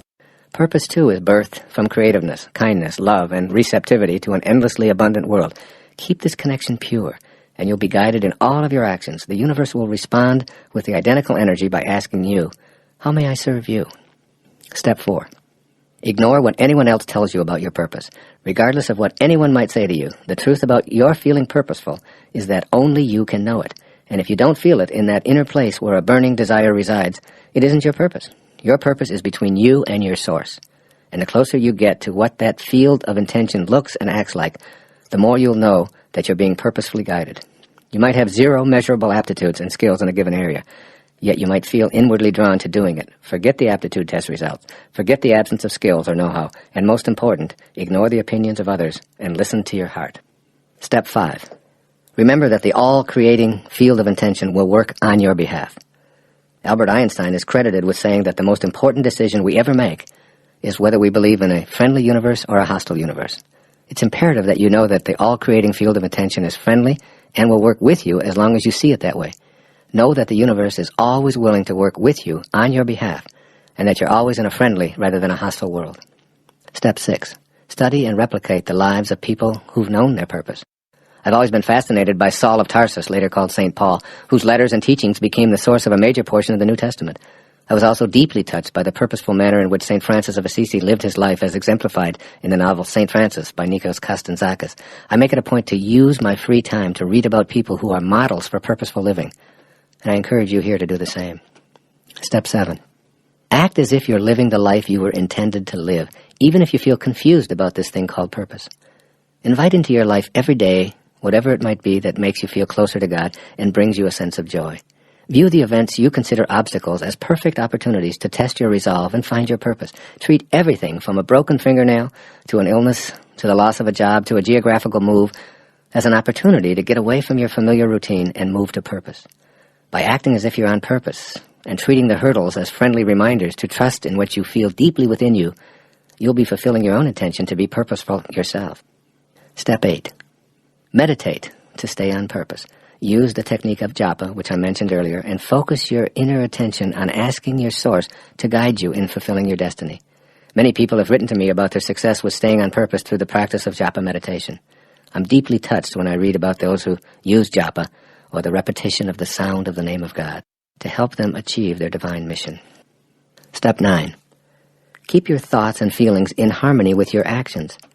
The surest way to realize your purpose is to eliminate any conflict or dissonance that exists between what you're thinking and feeling and how you're living your days. If you're in disharmony, you activate ego-dominated attitudes of fear of failure or disappointing others, which distance you from your purpose. Your actions need to be in harmony with your thoughts. Trust in those thoughts, which harmonize, and be willing to act upon them. Refuse to see yourself as inauthentic or cowardly, because those thoughts will keep you from acting on what you know you are meant to be. Being in harmony with God's will is the highest state of purpose you can attain. And, as always, step 10, stay in a state of gratitude. Be thankful for even being able to contemplate your purpose. Be thankful for the wonderful gift of being able to serve humanity, your planet, and your God. Be thankful for the seeming roadblocks to your purpose. See all of the jobs, successes, apparent failures, possessions, losses, wins, everything from a perspective of gratitude. Be grateful for the opportunity to live your life purposefully, in tune with the will of the source of all. That's a lot to be grateful for. It seems to me that searching for our purpose is like searching for happiness. There is no way to happiness. Happiness is the way. And so it is with living your life on purpose. It's not something you'll find. It's how you live your life serving others and bringing purpose to everything you do. That's precisely how you fulfill the intention that is the title of this chapter. When you're living your life from purpose, you're dwelling in love. When you're not dwelling in love, you're off purpose. Your goal in accessing the power of intention is to return to your source and live from that awareness, replicating the very actions of intention itself. That source is love. Therefore, the quickest method for understanding and living your purpose is to ask yourself if you're thinking in loving ways. Do your thoughts flow from a source of love within you? Are you acting on those loving thoughts? If the answers are yes, and yes, then you're on purpose. I can say no more. Chapter 9. It is my intention to be authentic and peaceful with all of my relatives. Somehow we allow the expectations and demands of our family members to be the source of so much unhappiness and stress, when what we want is to be authentically ourselves and at peace with our relatives. The conflict seems too often to be a choice between being authentic, which means no peace with certain relatives, or having peace at the price of being inauthentic. Making the connection to the power of intention in regard to being around your relatives may sound like an oxymoron to you, but it isn't. Being peaceful and authentic can define your relationship with your relatives. First, though, you may have to assess your relationship with the closest relative of all, that is yourself. How others treat you, you'll discover, has a lot to do with how you treat yourself and thereby teach others to treat you. You get treated the way you teach others to treat you. You may be asking yourself how you can possibly be responsible for teaching people how to treat you. The answer is, in large part, your willingness to not only put up with listening to those familial pressures, some of which are long-term traditions running back countless generations, but also with allowing yourself to disconnect from your divine source and indulge in low-energy emotions such as humiliation and blame and despair, regret, anxiety, and even hatred. You, and only you, taught your kin to treat you through your willingness to accept critical comments from that well-meaning but often interfering and bothersome tribe. Your family relationships are in your mind. When you close your eyes, your family disappears. Where do they go? Nowhere, but doing this exercise helps you to recognize that your relatives exist as thoughts in your mind. If the focus of your inner dialogue about your family members is on what they're doing that's wrong, then that's precisely how your relationship with them will be experienced. If your inner speech centers on what's annoying about them, then that's what you'll notice. As much as you're inclined to blame them for your annoyance, it's yours, and it's coming from your thoughts. If you make a decision to put your inner attention, your life energy, on something quite different, your relationship will change. In your thoughts, where your family relationships exist, you'll no longer be annoyed, angry, hurt, or depressed. If in your mind you're thinking, my intention is to be authentic and peaceful with this relative, then that's what you'll experience, even if that relative continues to be exactly the way he or she has always been. Changing your mind is really changing your relationships. Being authentic and peaceful with your relatives is only a thought away. You can learn to change your thoughts by intending to create authentic and peaceful feelings within yourself. No one is capable of making you upset without your consent, and you've given your consent too frequently in the past. When you begin practicing the intention to be authentic and peaceful, you withdraw your consent to be in the lower energy. You connect to peace itself and decide to bring peace to your relatives, thereby immediately gaining the power to change the energy of family gatherings. Prior to my waking up to the power of intention, family visits were events that caused me consternation because of the attitudes and behavior of some of my wife's relatives. I'd prepare for a Sunday afternoon family visit by getting anxious and upset over what I anticipated to be a fretful, lousy experience, and I seldom disappointed myself. I'd focus my thoughts on what I didn't like, and I defined my relationship with my in-laws in this manner. Gradually, as I began to understand the power of intention and left my ego behind, I substituted kindness, receptivity, love, and even beauty for my former annoyed and angry assessments. Before family get-togethers, I'd remind myself that I'm what I choose to be in any and all circumstances, and I chose to be authentically peaceful and have a good time. In response to something that used to annoy me, I'd now say to my mother-in-law in a loving way, I never thought of it that way. Tell me more. In response to what I previously considered to be an ignorant comment, I'd respond, that's an interesting point of view. When did you first learn about this? In other words, I was bringing my own intention to be in a state of peace to this encounter and was refusing to judge them. The most amazing things began to happen. I started looking forward to having these family members at our home. I began to see them as much more enlightened than I'd previously thought. I actually enjoyed our times together, and every time something came up that I'd found annoying in the past, I'd overlook it and respond with love and kindness instead. At an earlier stage of my life, expressions of racial or religious prejudice were a stimulus for my anger and resentment. Now I'd quietly respond with a kind and gentle reminder of my own opinions and simply let the matter drop. Over the years, I found that not only did the racial and religious slurs diminish to zero, but I noticed that my in-laws were expressing tolerance and even love toward minorities, as well as those who practiced religions different from their own. Although my primary intention was to stay in a state of peace, I discovered that by not joining in the low energies of my in-laws, not only was the entire family more peaceful, but many enjoyable and even enlightening conversations developed. I had as much to learn from my in-laws as I had to teach. Even when I disagreed vehemently with a judgment directed at me, if I remembered my intention to have a peaceful relationship with them, I was able to do just that. No longer did I think about what I disliked, or what was missing, or what always had been. I stayed focused on making these gatherings fun, loving, and most important to me, peaceful. Let's take a look at the steps you need to take in order to make the stated intention of this chapter and all succeeding ones a reality. Step 1. Identify your intention verbally and in writing, and develop a deep yearning for it. When you create a great longing for the experience of a peaceful family, everything will begin to happen to fulfill this yearning spontaneously and naturally. Rather than praying to a saint or God for a miracle, pray for the miracle of the inner awakening, which will never leave you. Step 2. Intend for all of your relatives what you intend for yourself. When anyone criticizes, judges, acts angry, expresses hatred, or finds fault with you, they're not at peace with themselves. Want this peace for them even more than you desire it for yourself. Let me say that again. Want this peace for them even more than you desire it for yourself. This doesn't require words or actions on your part. Simply picture the people in your family with whom you're not at peace and feel the peace you crave for them. Your inner speech will change, and you'll begin to experience the peaceful authenticity of both your beings. Step 3. Be the peace you're seeking from others. If peace is missing in your relationships with your family, it means that you have a place within you that's occupied by non-peace. Say a friendly hello to the non-peace, and then let it go. You're sending a peaceful feeling to the non-peace feeling. The lower energies you're experiencing will be strengthened by your peaceful hi or hello and eventually vanish as the divine grows within you. The way to this peace is through any form of quiet and meditation that works for you. Even if it's only a 2-minute respite during which time you're silent, concentrate on the name of the divine or repeat the sound of ah as an inner mantra. Step 4. Match up with the 7 faces of intention. If you've forgotten what the universal mind of intention looks like, it's creative, kind, loving, beautiful, always expanding, endlessly abundant, and receptive to all of life. This kind of spiritual energy will be transformative, not only for you, but also for your relatives. Your intention to be in peaceful relationships is now taking form, first in your mind, then in your heart, and ultimately, it will materialize. Step 5. Review all of the obstacles that have been erected on your path to familial peace. Listen to any inner dialogue that focuses on your resentment of others' expectations for you.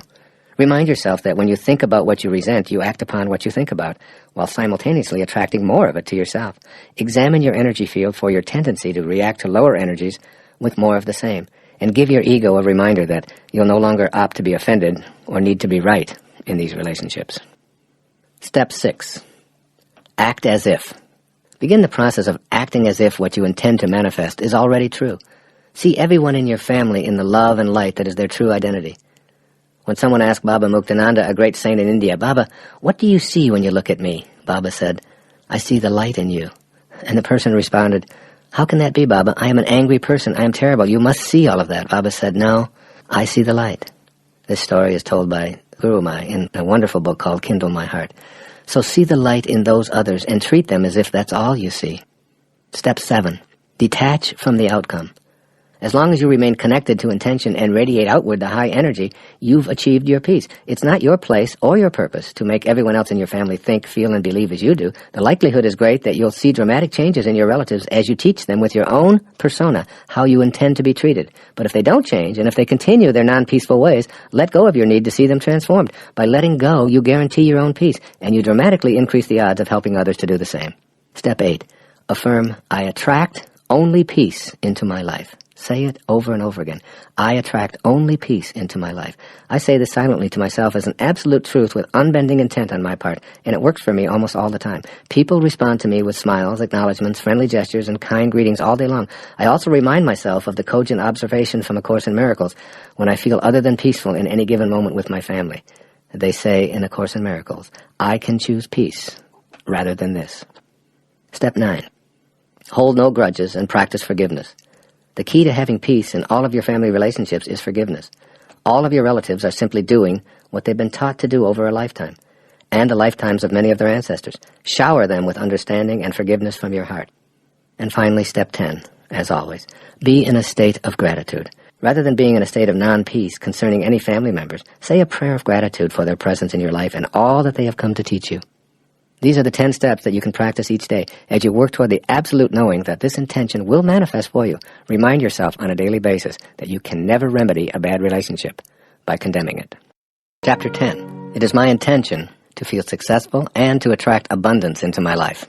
One of my own personal secrets for feeling successful and attracting bountiful abundance into my life has been an internal axiom that I use virtually every day of my life. It goes like this: change the way you look at things, and the things you look at change. Once again, change the way you look at things, and the things you look at change. This has always worked for me, and it will work for you too, I can guarantee it. Your intention to feel successful and experience prosperity and abundance depends on what view you have of yourself, the universe, and most important, the field of intention from which success and abundance will come. My little maxim about changing the way you look at things is an extremely powerful tool that will allow you to bring the intention of this chapter into your life. First, examine how you look at things, and then how the spirit of intention does the same. How do you look at life? The way you look at life is essentially a barometer of your expectations based on what you've been taught you're worthy of and capable of achieving. These expectations are largely imposed by external influences such as family, community, and institutions. But they're also influenced by that ever-present inner companion, your ego. These sources of your expectations are largely based on the beliefs of limitation, scarcity, and pessimism about what's possible for you. If these beliefs are the basis for how you look at life, then this perception of the world is what you expect for yourself. Attracting abundance, prosperity, and success from these limiting viewpoints is an absolute impossibility. Take an inventory of how you look at the world, asking yourself how much of your life energy is focused on explaining away potentially optimistic viewpoints by preferring to see the inequities and the inconsistencies and the abundance for all philosophy. Can you change the way you look at things? Can you see potential for prosperity where you've always seen scarcity? Can you change what is simply by changing the way you see it? I say a resounding yes to these questions, and the way to work at changing the way you look at things is to take a hard look at something you may not have previously considered. How does the universal, all-creating field of intention look at life? The field of intention, which is responsible for all creation, is constantly giving. In fact, it knows no bounds to its giving. It just keeps on converting pure, formless spirit into a myriad of material forms. Furthermore, this field of intention gives in unlimited supplies. There's no such concept as shortage or scarcity when it comes to the originating source. So we're looking at two major conceptualizations when we think of the universal mind's natural abundance. The first is that it's perpetually giving, and the second, that it offers an infinite supply. A message to the field of intention that says, please send me more money, is interpreted as you're seeing yourself in a state of scarcity. But this source has no concept of scarcity. It doesn't even know what not having enough money means. Thus, its response back to you will be, here's a state of needing more money because that's how you think, and I'm the mind with which you think, so here's more of what you don't want and don't have. Your ego-dominated response will be, my desires are being denied. But the real truth is, the universal source knows only abundance and giving, and will respond with money flowing to you if your intention is, I have enough money and I allow what I already have enough of to continue to flow to me. If you tell the universal mind what you want, it will respond by leaving you in a state of wanting, never arriving and always needing more. If, however, you feel that what you intend to manifest has already manifested, you're unified with your intention. Never allowing a moment of doubt or listening to naysayers, you'll be in the presence of that all-creating field of intention. You can't come from shortage, you can't come from scarcity, and you can't come from wanting. You must come from the same attributes as that which allows everything. This is a key word, allowing. Let's take a look at how allowing is so often ignored in attempts to manifest feeling successful and particularly attracting abundance into our life. The art of allowing. The universal mind of creation is in a constant state of supplying. It never shuts down. It takes no vacations. There are no days off, and it's perpetually giving forth. Everything and everyone, without exception, emanates from this universal mind we're calling intention. So if everything comes from this infinite field of invisible energy, why is it that some are able to partake of it while others seem so separated from it? Allowing this all-giving source into your life means becoming aware of the resistance that you may be placing in the way of the abundance that's always being supplied. There's a long history of countless thoughts that have formed this field of resistance to abundance. This habit of disallowing grew from the belief system that you've cultivated over the years and that you rely on. Furthermore, you've allowed the resistance of others to enter this picture as well, and you surround yourself with the need for their approval in these matters. You solicit their resistant opinions, read newspaper accounts of all of those who failed to manifest the jobs of their choice, examine government reports about the poor job prospects and the declining economy, watch the television reports belaboring the sorry state of affairs in the world, and your resistance becomes even more convincingly entrenched. You've aligned yourself with the proponents of disallowing. What you need to do is to look at this belief system and all of the factors that continue to support it and say, it's too big of a job to change the entire thing. Instead, I'm going to start changing the thoughts that activate disallowing right here, right now. It doesn't matter what you thought before, or for how long, or how many pressures you're under to maintain your resistance. Instead, stop activating disallowing thoughts today, one thought at a time. You can do so by stating, I feel successful. I intend to feel the abundance that is here, now. Repeat these words, or create your arrangement of words, which continually inundate your thoughts during your waking hours with a new belief of being successful and abundant. Those thoughts will then become what you say in silent prayer-like messages to yourself. I am success. I am abundance. When you're success itself, when you're abundance itself, you're in harmony with the all-creating source, and it will do the only thing it knows how to do. It will be endlessly giving and forthcoming with that which has no resistance to it, namely you and your thoughts. As you practice allowing and living the faith of least resistance, success is no longer something you choose, it's something that you are. Abundance no longer eludes you, you are it, and it is you. It flows unimpeded beyond your resistance. Herein lies another clue to the free flow of abundance. You must avoid becoming attached to and hoarding what shows up in your life. Abundance, detachment, and your feelings. While it's crucial for you to have a firm vibrational matchup with the all-creating abundance of intention, it's just as crucial for you to know that you can't hang on to and own any of the abundance that will be coming your way. This is because the you that would like to hang on to and become attached to your success and your wealth is not really you. It's that troublesome ego of yours. You're not what you have, and you're not what you do. You're an infinite, divine being disguised as a successful person who has accumulated a certain amount of stuff. But the stuff is not you. This is why you must avoid being attached to it in any way. Genuinely feeling abundant and successful is possible when you detach yourself from the things you desire and allow them to flow to you, and just as important, through you. Anything that inhibits the flow of energy stops the creating process of intention right where the obstacle is erected. Attachment is one such roadblock. When you hang on to that which arrives rather than allowing it to move through you, you stop the flow. You hoard it or decide to own it, and the flow becomes disrupted. You must keep it circulating, always knowing that nothing can stop it from coming into your life except any resistance you place in its way. Your feelings and your emotions are sensational barometers for detecting resistance and evaluating your ability to experience success and abundance. Paying attention to your feelings. Your emotions are the inner experience that tell you how much of the divine energy you're summoning for the manifestation of your desires. Feelings can be measuring tools that gauge how you're doing in the manifestation process. An exceptionally positive emotional response indicates that you're summoning the divine energy of intention and allowing that energy to flow to you in a non-resistant manner. Feelings of passion, pure bliss, reverence, unmitigated optimism, unquestioned trust, and even illumination indicate that your desire to manifest success and abundance, for example, have an extremely strong pulling power from the universal source directly to you. You must learn to pay close attention to the presence of these feelings, agents which are in charge of how you clean and purify the connecting link to intention. These emotions tell you precisely how much of the life force you're summoning and how much pulling power you have going for you at that moment. Your feelings indicate how well you're attracting the energy necessary for the fulfillment of your desires. Strong feelings of despair, anxiety, blame, hate, fear, shame, and anger, they're all sending you the message that you want success and abundance, but you don't believe it's possible for you. These negative feelings are your clues to get busy and balance your desires with those of the universal mind of intention, which is the only source of that which you desire. Negative emotions tell you that your pulling power from intention is weak or even non-existent. Positive emotions tell you that you're connecting to and accessing this power of intention.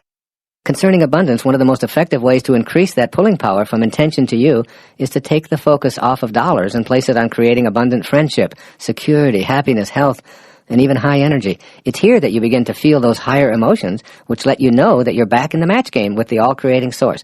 As you focus on having abundant happiness, health, security, and friendships, the means for acquiring all of this will be flowing directly toward you. Money is only one of those means, and the faster your vibrational energy around abundance radiates, the more money will show up in significant amounts. These positive feelings as indicators of your pulling power for success and abundance will put you into an active mode for co-creating your intentions.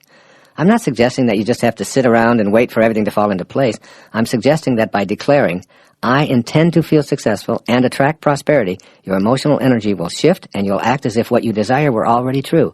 Your actions will be in harmony with the faces of intention, and you'll be provided with what you are rather than attempting to be provided with what's missing. Making your intention your reality. What follows is a 10-step program for implementing the intention of this chapter, that is, to feel successful and to attract abundance right into your life. Step 1. See the world as an abundant, providing, friendly place. In this first step, you're receptive to a world that provides rather than one that restricts. You'll see a world that wants you to be successful and abundant rather than one that conspires against you. Step 2. Affirm, I attract success and abundance into my life because that's who I am. This puts you into vibratory harmony with your source. Your goal is to eliminate any distance between what you desire and that from which you pull it into your life. Abundance and success aren't out there waiting to show up for you. You are already it, and the source can only provide you with what it is, and consequently, what you are already. Step 3. Stay in an attitude of allowing. In an attitude of allowing, all resistance in the form of thoughts of negativity or doubt are replaced with simply knowing that you and your source are one and the same. Picture the abundance you desire freely flowing directly to you. Refuse to do anything or have any thought that compromises your alignment with source energy. Step 4. Use your present moments to activate thoughts that are in harmony with the 7 faces of intention. The key phrase here is present moments. Notice right now, in this very moment, if you're thinking that it's hopeless at this stage of your life to change the thoughts that comprise your belief system. Do you defeat yourself with thoughts of having had such a long life practicing affirmations of scarcity and creating resistance to your success and abundance that you don't have enough time left to counterbalance the thoughts that comprise your past belief system? Make the choice to let go of that lifetime of beliefs and begin activating thoughts right now, right here, that allow you to feel good. Wanting to feel good is synonymous with wanting to feel God. Remember, God is good, and all that God created was good. Step 5. Initiate actions that support your feelings of abundance and success. Here the key word is actions. I've been calling this acting as if, or thinking from the end, and acting that way yourself. Put your body into a gear that pushes you toward abundance and feeling successful. Act on those passionate emotions as if the abundance and success you seek is already here. Speak to strangers with passion in your voice. Answer the telephone in an inspired way. Do a job interview from the place of confidence and joy. Read the books that mysteriously show up, and pay close attention to conversations that seem to indicate you're being called to something new. Step 6. Remember that your prosperity and success will benefit others and that no one lacks abundance because you've opted for it. Once again, the supply is unlimited. The more you partake of the universal generosity, the more you'll have to share with others. Step 7. Monitor your emotions as a guidance system for your connection to the universal mind of intention. When you're experiencing low-energy emotions of rage, anger, hatred, anxiety, despair, and the like, that's a clue that while your desires may be strong, they're completely out of sync with the field of intention. Remind yourself in these moments that you want to feel good, and see if you can activate a thought that supports your feeling good. Step 8. Become as generous to the world with your abundance as the field of intention is to you. Don't stop the flow of abundant energy by hoarding or owning what you receive. Keep it moving. Use your prosperity in the service of others and for causes greater than your ego. The more you practice detachment, the more you'll stay in vibratory harmony with the all-giving source of everything. Step 9. Devote the necessary time to meditate on the spirit within as the source of your success and abundance. There's no substitute for the practice of meditation. This is particularly relevant with abundance. You must have an understanding that your consciousness of the presence is your supply. By repeating the sound that is the name of God as a mantra, you're using a technique for manifesting as ancient as recorded history. I am particularly drawn to this form of meditation I've mentioned previously called japa. I know it works. I've written an entire book about it called Getting in the Gap, and I've also provided a CD and mentioned it before because I know how powerful it can be in helping you to attract abundance or anything you like into your life. And finally, step 10. Develop an attitude of gratitude for all that manifests into your life. Be thankful and filled with awe and appreciation, even if what you desire hasn't arrived yet. Even the darkest days of your life are to be looked on with gratitude. Everything coming from Source is on purpose. Be thankful while empowering your reconnection to that from which you and everything else originated. Chapter 11. It is my intention to live a stress-free, tranquil life. There's nothing natural about living a life filled with stress and anxiety, having feelings of despair and depression, and needing pills to tranquilize yourself. Agitated thoughts that produce high blood pressure, a nervous stomach, persistent feelings of discomfort, an inability to relax or sleep, and frequent displays of displeasure and outrage are violating your natural state. Believe it or not, you have the power to create the naturally stress-free and tranquil life you desire. You can utilize this power to attract frustration or joy, anxiety or peace. When you're in harmony with the 7 faces of intention, you can access and pull from the source of all in order to fulfill your intention of being stress-free and tranquil. So if it's natural to have feelings of well-being, why is it that we seem to experience so much unwellness and tension? The answer to this question provides you with the key that leads to the peaceful life you desire.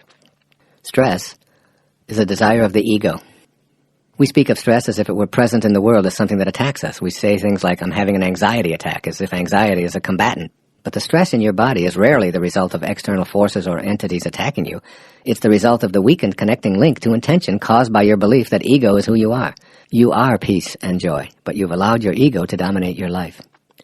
The following lighthearted way to stop taking yourself so seriously is from a book by Rosamund and Benjamin Zander. He's the conductor of the Boston Philharmonic Orchestra, titled The Art of Possibility. It illustrates in a delightful way how we allow ego to create many of the problems we encounter that we label stress and anxiety. It's called Rule Number 6. I'll share it with you. 2 prime ministers are sitting in a room discussing affairs of state. Suddenly a man bursts in, apoplectic with fury, shouting and stamping and banging his fist on the desk. The resident prime minister admonishes him. "Peter," he says, "kindly remember Rule Number 6. Whereupon Peter is instantly restored to complete calm, apologizes, and withdraws.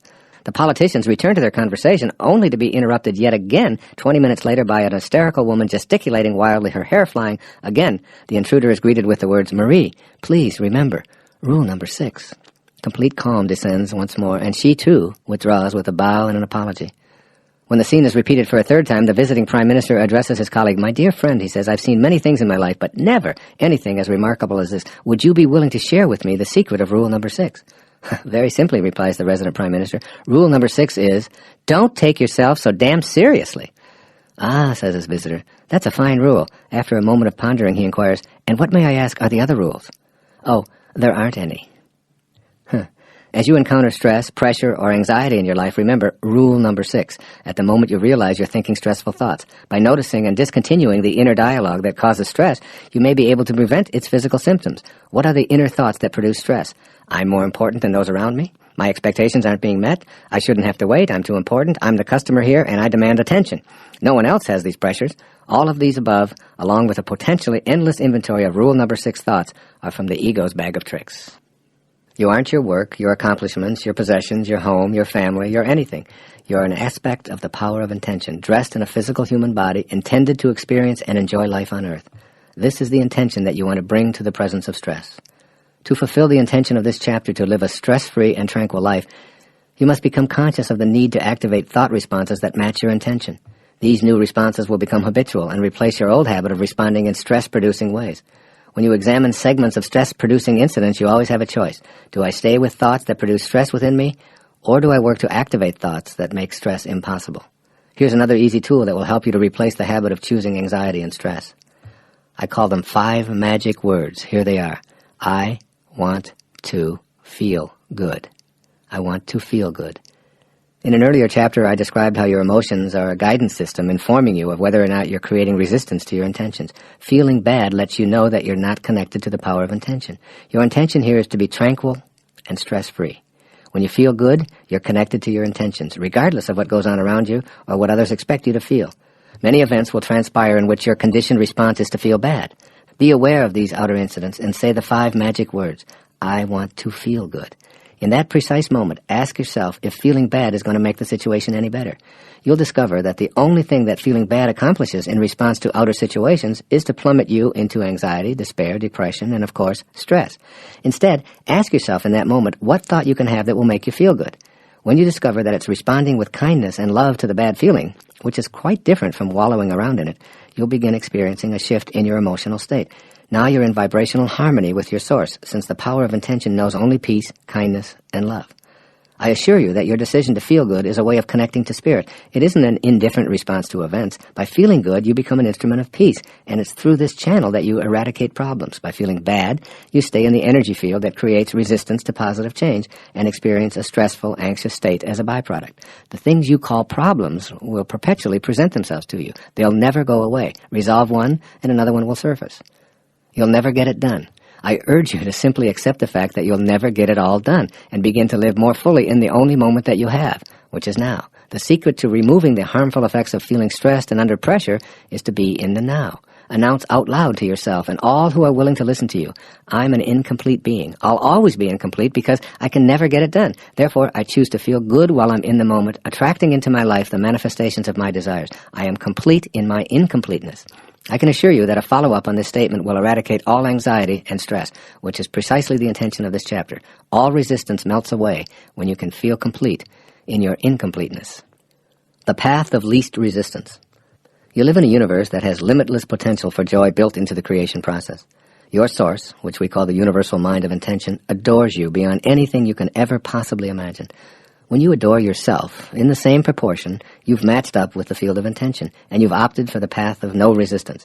As long as you have even a pinch of ego, you'll retain some resistance. So I urge you to take the path in which resistance is minimized. The shape and quantity of your thoughts determine the amount of resistance. Thoughts that generate bad feelings are resistant thoughts. Any thought that puts a barrier between what you would like to have and your ability to attract it into your life is called resistance. Let me say that again. Any thought that puts a barrier between what you would like to have and your ability to attract it into your life is called resistance. Your intention is to live a tranquil life, free of stress and anxiety. You know that stress doesn't exist in the world and that there are only people thinking stressful thoughts. Stressful thoughts all by themselves are a form of resistance.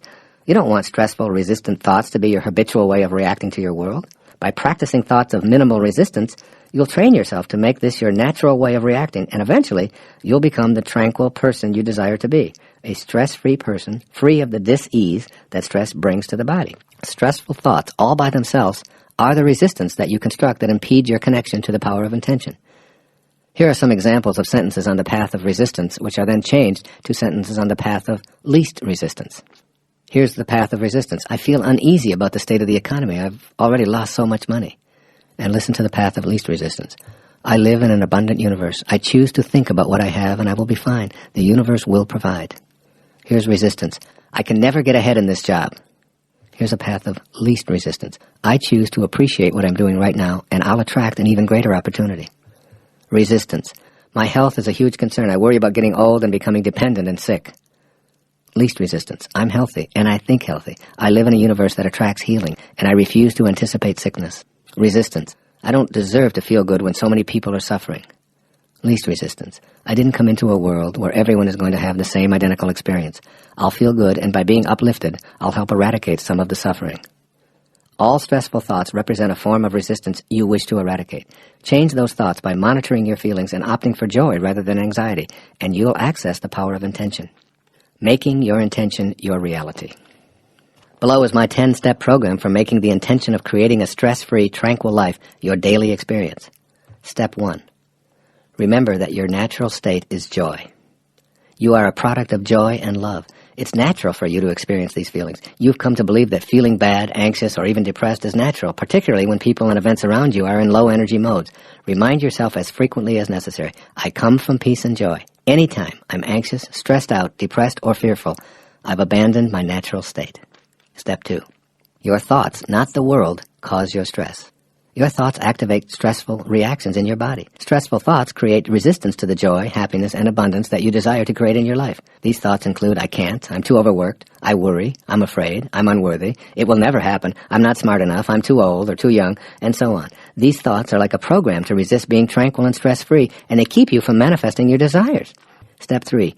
You can change your thoughts of stress in any given moment and eliminate the anxiety for the next few moments or even hours and days. By making a conscious decision to distract yourself from worry, you've inaugurated the process of stress reduction, while simultaneously reconnecting to the field of all creating intention. It's from this place of peace and tranquility that you become a co-creator with God. You can't be connected to your source and be stressed at the same time.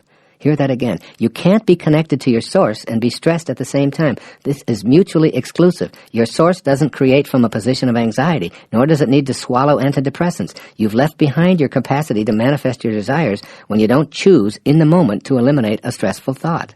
Step 4. Monitor your stressful thoughts by checking on your emotional state right now, right in the moment. Ask yourself the key question, do I feel good right now? If the answer is no, then repeat those 5 magic words, I want to feel good. Then shift to, I intend to feel good. Monitor your emotions and detect how much stress and anxiety-producing thinking you're engaging in. This monitoring process keeps you apprised of whether you're on the path of least resistance or going in the other direction. Step 5. Make a conscious choice to select a thought that will activate good feelings.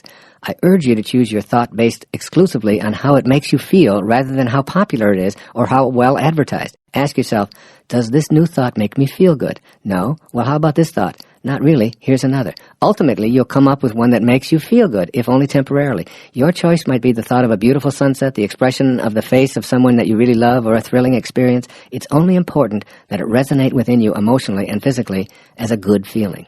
Step 6. Spend some time observing babies and vow to emulate their joy. You didn't come forth into this world to suffer, to be anxious, fearful, stressful, or depressed. You came from the God consciousness of joy. Just watch little babies. They've done nothing to be so happy about. They don't work, they poop in their pants, and they have no goals other than to expand and grow and explore this amazing world. They love everyone. They're completely entertained by a plastic bottle or a goofy face, and they're in a constant state of love. Yet they have no teeth, no hair, and they're pudgy and flatulent. How could they possibly be so joyful and easily pleased? Because they're still in harmony with the source that intended them here. They have no resistance to being joyful. Be like that baby you once were in terms of being joyful. You don't need a reason to be happy. Your desire to be so is sufficient. Step 7. Keep rule number 6 in mind. This means to suspend the demands of your ego, which keeps you separated from intention. When you have a choice to be right or to be kind, pick kind and push the ego's demand out of the way. Kindness is what you emanated from, and by practicing it rather than being right, you eliminate the possibility of stress in your moment of kindness. When you find yourself being impatient with anyone, simply say to yourself, rule number 6, and you'll immediately laugh at the piddly little ego that wants you to be first, faster, number 1, or to be treated better than the other guy. Step 8. Accept the guidance of your source of intention. You will only come to know the Father by being as He is. You'll only be able to access the guidance of this field of intention by being as it is. Stress, anxiety, and depression will be lifted from you with the assistance of that same force that created you. If it can create worlds out of nothing, and you out of nothing, surely the removal of some stress isn't such a big deal. I believe that God's desire for you is that you not only know joy, but that you become it. Step 9. Practice being in silence and meditation. Nothing relieves stress, depression, anxiety, and all forms of low-energy emotions like silence and meditation. Here you make conscious contact with your source and cleanse your connecting link to intention. Take time every day for moments of quiet contemplation and make meditation a part of your stress-reducing ritual. Step 10. Stay in a state of gratitude and awe. Go on a rampage of appreciation for all that you have, all that you are, and all that you observe. Gratitude is the 10th step in every 10-step program for manifesting your intentions, because it's the surest way to stop the incessant inner dialogue that leads you away from the joy and the perfection of the source. You can't feel stressed and appreciative at the same time. I'd like to conclude this chapter on your intention to lead a tranquil life with a poem by the famous Bengali poet of Calcutta, Rabindranath Tagore, one of my favorite spiritual teachers. I slept, he says, and dreamt that life was joy. I awoke and saw that life was service. I acted, and behold, service was joy. It can all be joy in your inner and outer worlds. Sleep and dream of joy, and remember, above all else, you feel good, not because the world is right, but your world is right because you feel good. Chapter 12. It is my intention to attract ideal people and divine relationships. If you saw the 1989 movie Field of Dreams, one of my favorites, you probably came away remembering the concept that if you pursue a dream, you will succeed, or if you build it, they will come. I thought of this as I began writing this chapter because I'm suggesting that if you commit yourself to matching up with the field of intention, everyone you desire or need to fulfill your personal intention will appear. The right people will arrive to assist you in every aspect of your life. The people who will support you in your career are there. The people who will help you create your perfect home show up. The people who will arrange the finances for whatever you desire are available. The list is endless because we're all in relationship to each other. We all emanate from the same source, and we all share the same divine energy of intention. There's no place that this universal mind is not. Therefore, you share it with everyone you attract into your life. You'll have to let go of any resistance to your ability to attract the right people, or you won't recognize them when they show up in your everyday life. Resistance may be difficult to recognize at first because it's such a familiar form of your thoughts, your emotions, and your energy levels. If you believe that you're powerless to attract the right people, then you've attracted powerlessness to your experience. If you're attached to the idea of being stuck with the wrong people or no people at all, then your energy isn't aligned with the power of intention, and resistance reigns. The field of intention has no choice but to send you more of what you're desiring. Once again, do a somersault into the inconceivable, where you have faith and trust in the universal mind of intention and allow the right people to arrive in your life space right on schedule. Removing resistance by allowing. Your intention is absolutely clear here. You want to attract the people who are intended to be part of your life, and you want to have a happy, fulfilling spiritual relationship. But what you need in the way of the right people showing up will appear for you only when you're ready and willing to receive them. They've always been there. They're there right now. They'll always be there. The questions you need to ask yourself are, am I ready? Am I willing? And how much am I willing to have it? If your response to these questions are a readiness and willingness to experience your desires, then you'll begin seeing people not only as a body with a soul, but as a spiritual being clothed in a unique body. You'll see the infinite souls that we all are. Infinite meaning always and everywhere meaning with you right now, if that's your spiritual desire. Giving forth what you want to attract. Once you've formed a picture in your mind of the person or people that you intend to show up in your immediate life space, and you know how you want them to treat you and what they'll be like in helping you to live out your desires, you must be what it is that you're seeking. Again, you must be what it is that you are seeking. This is a universe of attraction and energy. You can't have a desire to attract a mate who's confident, generous, non-judgmental, and gentle, and expect that desire to be manifested if you're thinking and acting in non-confident, selfish, judgmental, or arrogant ways, which is why most people don't attract the right people at the right time. The right people will show up precisely when you need them and when you're able to match up. You must be that which you desire. When you are what you desire, you attract it by radiating it outward. You have this ability to match up with the power of intention and fulfill your intention to attract ideal people and divine relationships. Attracting spiritual partnerships. Love can only be attracted by and returned by love. The best advice I can give for attracting and maintaining spiritual partnerships, as is emphasized here, is to be what it is that you're seeking. Most relationships that fail to sustain themselves are based on one or both of the partners feeling as if their freedom has been compromised in some way.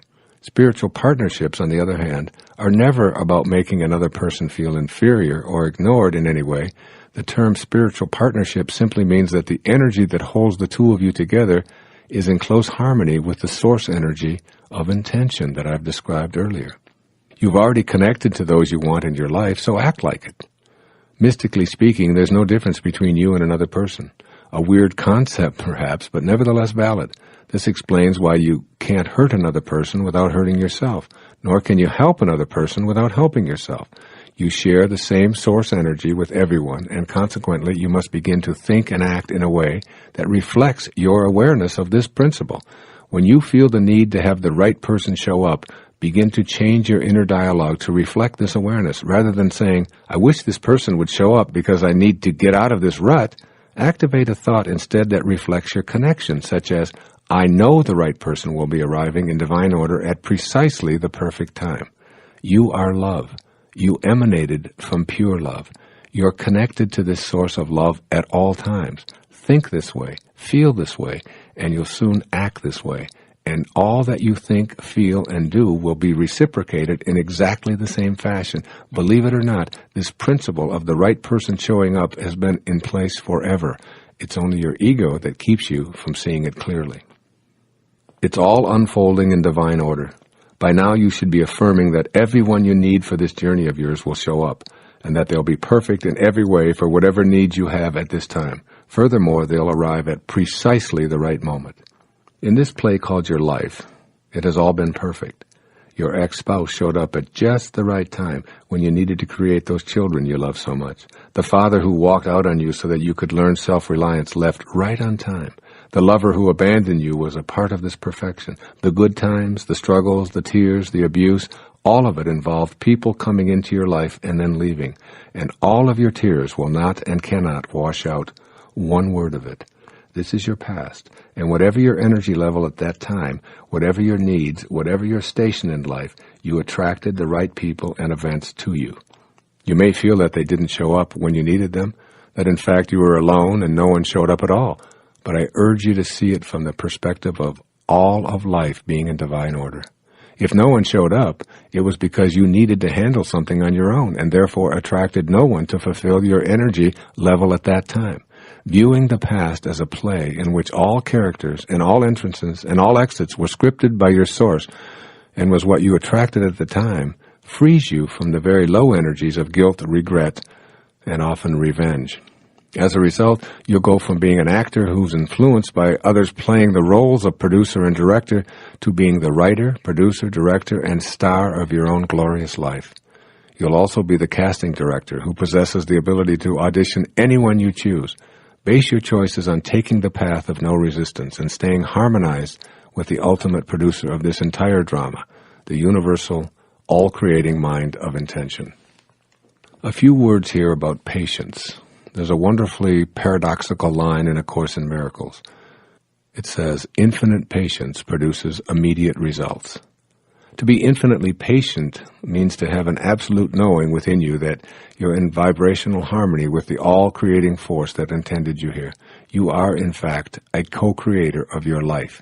You know that the right people will show up on divinely ordained schedule. Attempting to rush the schedule based on your own timetable is akin to getting down on your knees and tugging at an emerging tulip shoot, insisting that you need to flower now. Creation reveals its secrets by and by, not according to your agenda. The immediate results that you'll receive from your infinite patience is a deep sense of peace. You'll feel the love of the creation process, you'll stop making incessant demands, and you'll start being on the lookout for exactly the right person. Making your intention your reality. What follows is my 10-step program for implementing the intentions of this chapter to attract the right people into your life. Step 1. Move away from hoping, wishing, praying, and begging for the right person or people to show up in your life. Know that this is a universe that works on energy and attraction. Remind yourself that you have the power to attract the right people to assist you with any desire, as long as you're able to shift from ego-driven energy to match up with the all-providing source of intention. This very first step is crucial, because if you can't banish all doubt about your ability to attract helpful, creative, loving people, then the remaining 9 steps will be of little use to you. Intending ideal people and divine partners begins with the knowing in your heart that it's not only a possibility, but a certainty. Step 2. Conceptualize your invisible connection to the people you'd like to attract to your life. Let go of your exclusive identification with the appearance of your body and its possessions. Identify with the invisible energy within you that sustains your life by directing the functions of your body. Now recognize that this same energy source flowing through the people you perceive to be missing from your life, and then realign yourself in thought with that person or persons. Know within you that this power of intention connects the two of you. Your thoughts of creating this merger also emanate from that same field of universal intention. Step 3. Form a picture in your mind of meeting the person or persons you'd like to have assist you or be in partnership with. Manifesting is a function of spiritual intention, matching up in vibrational harmony with your desires. Be as specific as you'd like, but don't share this visualizing technique with anyone else, because then you'll be asked to explain yourself, defend yourself, and have to deal with the low energy of doubt that will inevitably occur. This is a private exercise between you and your source. Step 4. Act upon the inner picture. Begin to act as if everyone you meet is a part of your intention to attract ideal people into your life. Share with others your needs and desires without going into detail about your spiritual methodology. Be proactive and stay alert for signs of synchronicity, never ignoring them. If a truck drives by with a phone number advertising what you need, jot the number down and call it. See all so-called bizarre coincidences surrounding your desires as messages from Source and act upon them immediately. I assure you that they'll occur repeatedly. Step 5. Take the path of least resistance. Resistance is lowered energy. Source is high energy. High, creative, expansive energy. When your thoughts are low energy vibrations, you simply can't attract the high energy people you need or desire. Even if they came rushing up to you announcing, "Here I am, how can I serve you? I'm willing and able," and carrying a sign saying, "I'm yours," you wouldn't recognize or believe them while you're so busy trying to attract more of what you can't have and don't deserve. Step 6. Practice being the kind of person you wish to attract. As I've touched on before, if you want to be loved unconditionally, practice loving unconditionally. If you want assistance from others, extend assistance whenever and wherever you have the opportunity. If you'd like to be the recipient of generosity, then be as generous as you can, as frequently as you can. This is one of the simplest and most effective ways of attracting the power of intention.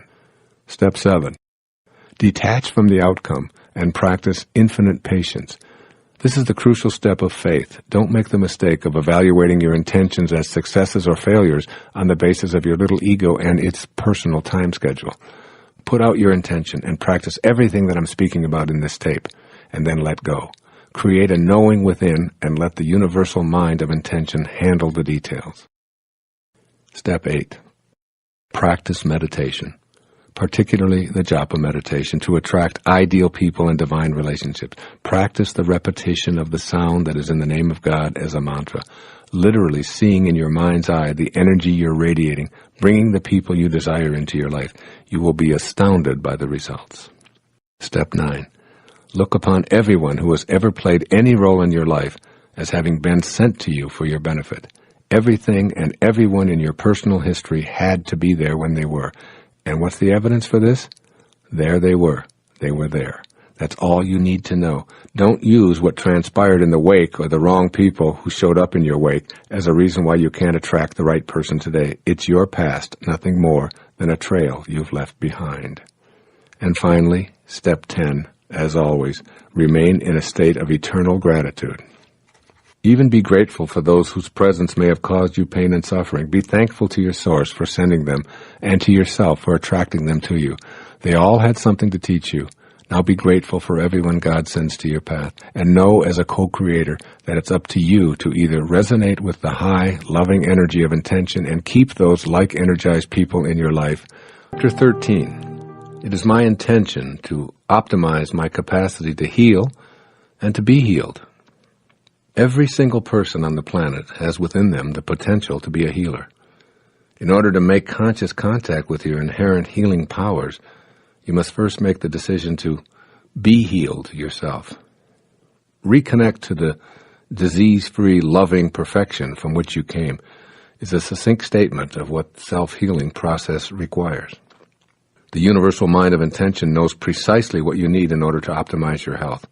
What you must do is notice your thoughts and your behaviors, which are creating resistance and interfering with healing, which is the flow of intentional energy.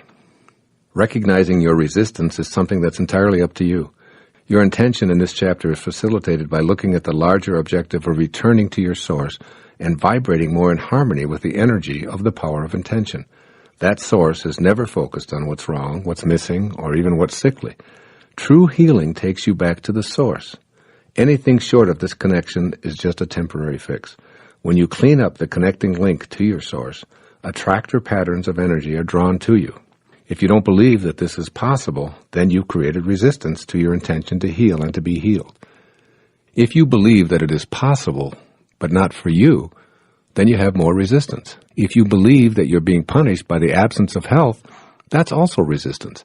These inner thoughts about your ability to be healed play a dominant role in your physical experience. Becoming a healer by healing oneself involves another one of those imaginary somersaults into the inconceivable, where you land upright and balanced in your thoughts, face to face with your source. You realize, perhaps for the first time, that you and your source are one when you let go of the ego mind, which has convinced you that you're separate from the power of intention. From thoughts of sickness to intentions of wellness. The decision to create is the decision to intend. To create healing, you can't have thoughts of illness and anticipate your body falling victim to disease. Become aware of the thoughts you have that support the idea of sickness as something to be expected. Begin noticing the frequency of those thoughts. The more they occupy your mental landscape, the more resistance you're creating to realizing your intention. You know what those thoughts of resistance sound like. I can't do anything about this arthritis. It's the flu season. I feel okay now, but by the weekend it'll be in my chest and I'll have a fever. We live in a carcinogenic world. Everything is either fattening or filled with chemicals. I feel so tired all of the time. On and on and on these thoughts of resistance go. They're like huge barricades blocking the realization of your intentions.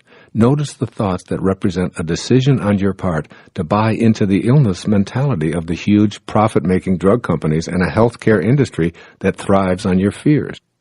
But you're the divine, remember? You're a piece of the universal mind of intention, and you don't have to think in these ways. You can opt to think that you have the ability to raise your energy level, even if all of the advertising around you points to a different conclusion.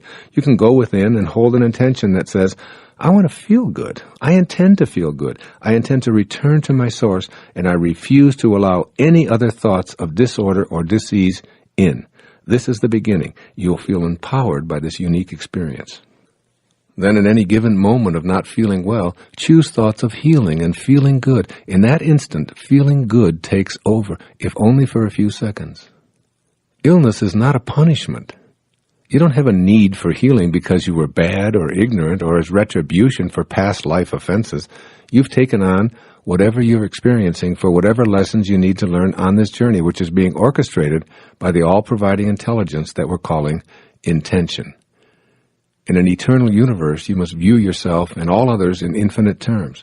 Infinite terms means that you have an infinite number of opportunities to show up in a material body to co-create anything. As you view the sickness of the mind and body that permeates your own life as well as the rest of humanity, try viewing it as part of the infinite nature of our world. If starvation, pestilence, or disease are a part of the perfection of the universe, then so is your intention to end these things a part of that same perfection. Now decide to stay with that intention, first in your own life, then in the lives of others. Your intention will match up with the intention of the universe, which knows nothing of egos and separation, and all thoughts of illness as punishment and karmic paybacks will cease to exist. Making your intention your reality. What follows is my 10-step plan for implementing the intention of this chapter to optimize your capacity to heal and to be healed. Step 1. You can't heal anyone until you allow yourself to be healed. Connect to a loving, kind, receptive to healing energy, which is the field that intended you here. Be willing to accept the fact that you're a part of the healing energy of all of life. The same force that heals a cut on your hand and grows the new skin to repair it permanently is both in your hand and in the universe as well. You are it. It is you. There's no separation. Be conscious of staying in contact with this healing energy because it's impossible to separate from it except in your ego-diminished thoughts. Step 2. The healing energy that you've connected to at all times is what you have to give away to others. Offer this energy freely and keep your ego entirely out of the healing process. Remember how St. Francis responded when asked why he didn't heal himself of his diseases, which would cause his death at the age of 45. He said, quote, "I want everyone to know that it is God who does this healing," unquote. St. Francis was healed of ego domination, and he deliberately held on to his infirmities to teach others that it was God's energy working through him that provided the energy for all of his miraculous healings. Step 3. By raising your energy to a vibrational match with the field of intention, you're strengthening your immune system and increasing the production of well-being enzymes in the brain. A change in personality from being spiteful, pessimistic, angry, sullen, and disagreeable to one of passion, optimism, kindness, joy, and understanding is often the key when witnessing miraculous acts of spontaneous recovery from what were called fatalistic prognostications. Step 4. Practice surrender. Let go and let God is a great theme in the recovery movement. It's also a wonderful reminder in the world of healing. By surrendering, you're able to have reverence for and commune with this source of all healing. Remember that the field of intention doesn't know anything about healing per se because it's spiritual perfection already, and it creates from that perspective. It's ego consciousness that creates the disorder, disharmony, and even the diseases of our world. And it is in returning to that spiritual perfection that harmony of body, mind, and spirit are realized. Step 5. Don't ask to be healed. Ask to be restored to that perfection from which you emanated. Let nothing interfere with the intention that you have to heal and be healed. Discard all negativity that you encounter. Refuse to let in any energy that will weaken your body or your resolve. Convey this to others as well. Remember, you're not asking your source to heal you because this assumes health is missing from your life. Come to the source as whole and complete. Banish all thoughts of illness and know that by connecting back to this source, filling yourself with it and offering it to others, you become healing itself. Step 6. Know that you're adored. In the moment in which you're experiencing thoughts that make you feel sick or bad, do your best to change them to thoughts that support your feeling good. And if that seems impossible, then do your very best to say nothing at all. Be on the lookout for the opportunity to literally say to yourself, I feel good. I intend to attract more of this good feeling, and I intend to give it away to any and all in need of it. Step 7. Seek out and cherish the silence. Many people who have suffered with long-term illnesses have been able to return to their source through the channel of nature and contemplative silence. Spend time in quiet meditation, visualizing yourself coupled with a perfectly healthy field of intention. Commune with this source of all that is good, all that is well, and practice accessing this high spiritual energy, bathing your entire being in this light. Meditation is always healing for me. When I'm fatigued, a few moments in silence, accessing higher, loving, kind vibrations energizes me. When I feel out of sorts, a few moments in quietude, making conscious contact with God, provides me with all that I need to not only feel good, but to help others to do the same. I always remember Herman Melville's timely words, "Silence is the only voice of God." Step 8. To be health, you must totally identify with the wholeness that you are. You can stop seeing yourself as a physical body and immerse yourself in the idea of absolute well-being. This is your ultimate truth, and you can allow this dynamic aura of wholeness to saturate and animate your every thought until it is all that you have to give away. This is how you heal, from the inner knowing and trust of your wholeness. Step 9. Allow health to stream into your life. Become conscious of resistance which interferes with the natural flow of healthy energy to you. This resistance is in the form of your thoughts. Any thought that's out of sync with the 7 phases of intention is a resistant thought. Any thought that says it's impossible to heal is a resistant thought. Any thought of doubt or fear is a resistant thought. When you observe these thoughts, note them carefully, and then deliberately activate thoughts that are in energetic, vibrational balance with the all-providing source of intention. And finally, step 10. Stay immersed in a state of gratitude. Be grateful for every breath you take, for all of your internal organs that work together in harmony, for the wholeness that is your body, for the blood streaming through your veins, for your brain that allows you to process these words and the ears that allow you to hear them. This is the surest way to keep the connecting link to perfect health, clean and pure. One of the messages of Jesus of Nazareth is apropos of all that I've presented in this chapter on having a healing intention. He said, quote, "If you bring forth what is inside you, what you bring forth will save you. If you don't bring forth what is inside you, what you don't bring forth will destroy you." Unquote. What is inside you is the power of intention. No microscope will reveal it. You can find the command center with X-ray technology, but the commander in the command center remains impervious to our sophisticated probing instruments. You are that commander. You must allow yourself to be in vibrational harmony with the greatest commander of all and bring it forth to serve you, rather than allowing yourself to be in a state of disrepair. Chapter 14. It is my intention to appreciate and express the genius that I am. You may never have thought of yourself as a person who has genius residing within you. You may have thought that genius is a word reserved for the Mozarts, Michelangelos, Einsteins, Madame Curies, Virginia Woolf, Stephen Hawking, and others whose lives and accomplishments have been publicized. But keep in mind that they share the same essence of consciousness that you do. They emanated from the same power of intention as you did. They have all shared the same life force animating them as you do. Your genius is in your very existence, awaiting the right circumstances to express itself. There is no such thing as luck or accidents in this purposeful universe. Not only is everything connected to everything else, but no one is excluded from the universal source called intention. And genius, since it's a characteristic of the universal source, must be universal, which means that it's in no way restricted. It's available to every single human being. It certainly can and does show up differently in every single one of us. The qualities of creativity and genius are within you, waiting your decision to match up with that power of intention. Changing your energy level to access the genius within you. Higher energy is the energy of light, which is a way of describing spiritual energy. The 7 phases of intention are the ingredients of this spiritual energy. When you shift your thoughts, emotions, and life activities into these realms and deactivate the lower energies of the ego, the God force within you begins to take over. It's so automatic that it travels faster than your thoughts. This is why your thoughts about how you did it are so bewildering. The higher energy level actually transcends thought, moving into vibrational harmony with the source energy of intention. As you release ego-dominated thoughts, which convince you that you're doing these amazing things and you are responsible for these unbelievable accomplishments, then you begin to tap into the power of intention. This is where the genius that you truly are resides.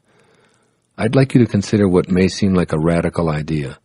Genius can show up in as many ways as there are human beings. Anything in any field that anyone has ever accomplished is shared by you. You're connected to every being that has ever lived or ever will live, and you share the same exact energy of intention that flowed through Archimedes, Leonardo da Vinci, the Virgin Mother, and Jonas Salk. You can access this energy. At the deepest level, all things and all people are composed of vibrations organized into fields that permeate the entire structure of the universe. You share these vibrations, and you are in this field. The starting point is knowing and understanding that this level of creativity and functioning called genius resides within you. Then begin to deconstruct doubts about your role here. Make a commitment to raise your energy levels to vibrate harmoniously with the field of intention, despite attempts by your ego and other egos to dissuade you. Expanding your reality. Pay attention to yourself in ways that allow the expansion of the infinite possibilities that you're potentially capable of. You may decide, as I have, that repairing an automobile and surfing in the ocean aren't what you're going to enjoy doing. You leave these activities to others, and you use your genius to engage in pursuits that please and attract you. Expand your reality to the point where you pursue what you love doing and excel at it. Involve yourself in the high energy levels of trust, optimism, appreciation, reverence, joy, and love.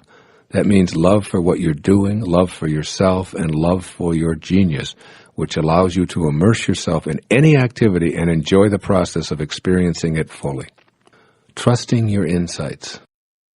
The process of appreciating your genius involves trusting those inner flashes of creative insight as being worthy of expression. Never, but never regard any creative thought that you're having as anything other than a worthy potential expression of your inner genius. The only caveat here is that these thoughts must be in vibrational harmony with the 7 faces of intention.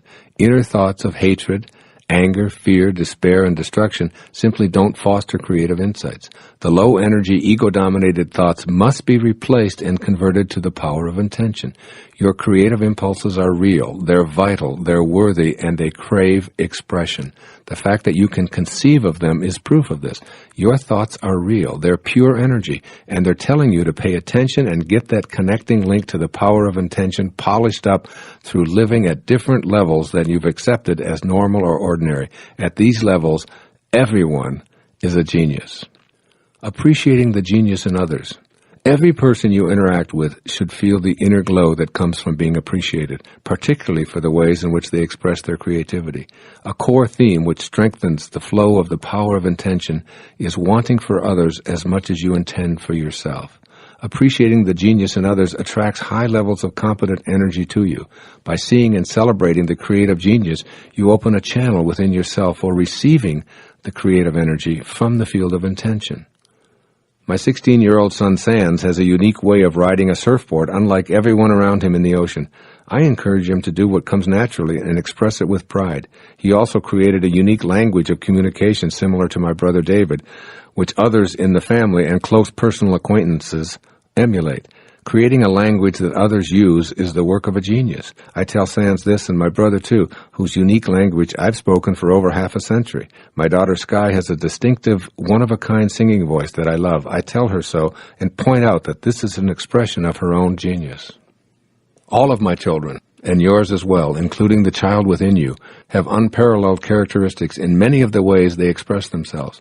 From the way that they dress, to the little tattoo, to their signature, to their mannerisms, to their unmatched personality quirks, you can appreciate their genius. Notice and appreciate your genius as well. When you're just like everybody else, you've nothing to offer other than your conformity. Take the road of seeing the face of God in everyone you encounter. Look for something to appreciate in others and be willing to communicate it to them and anyone who's willing to listen.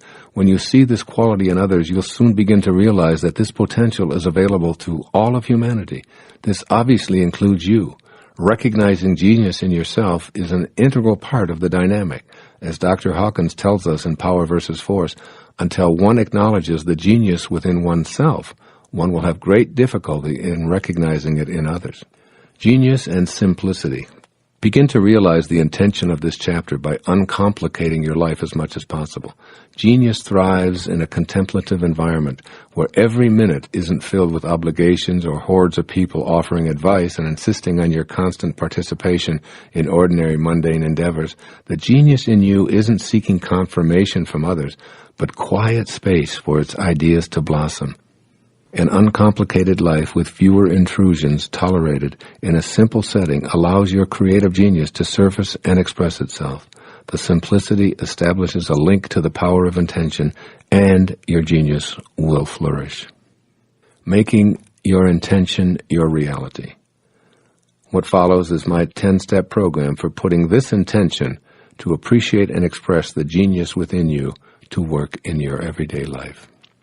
Step 1. Declare yourself to be a genius. This shouldn't be a public pronouncement, but a statement of intention between you and your Creator. Remind yourself that you're one of the masterpieces that emanated from the universal field of intention.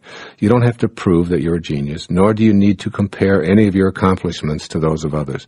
You have a unique gift to offer this world, and you are unique in the entire history of creation. Step 2. Make a decision to listen more carefully to your inner insights, no matter how small or insignificant you may have previously judged them to be.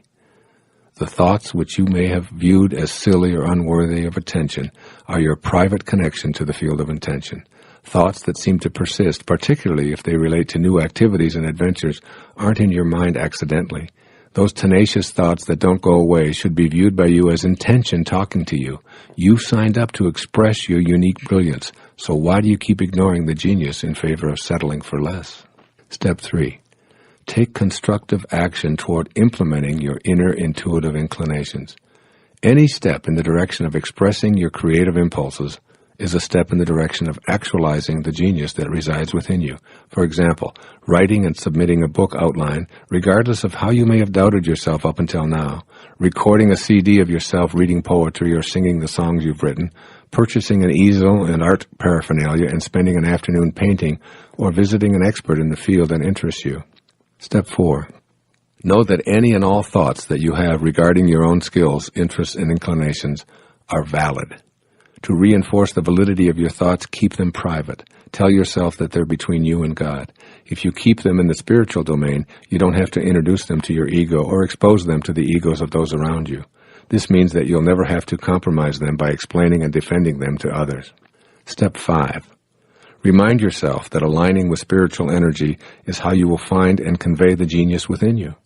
Shift your energy to harmonize vibrationally with the energy of Source. Be an appreciator of life and refuse to have thoughts of hatred, anxiety, anger, and judgment. Trust yourself as a piece of God, and your genius will flourish.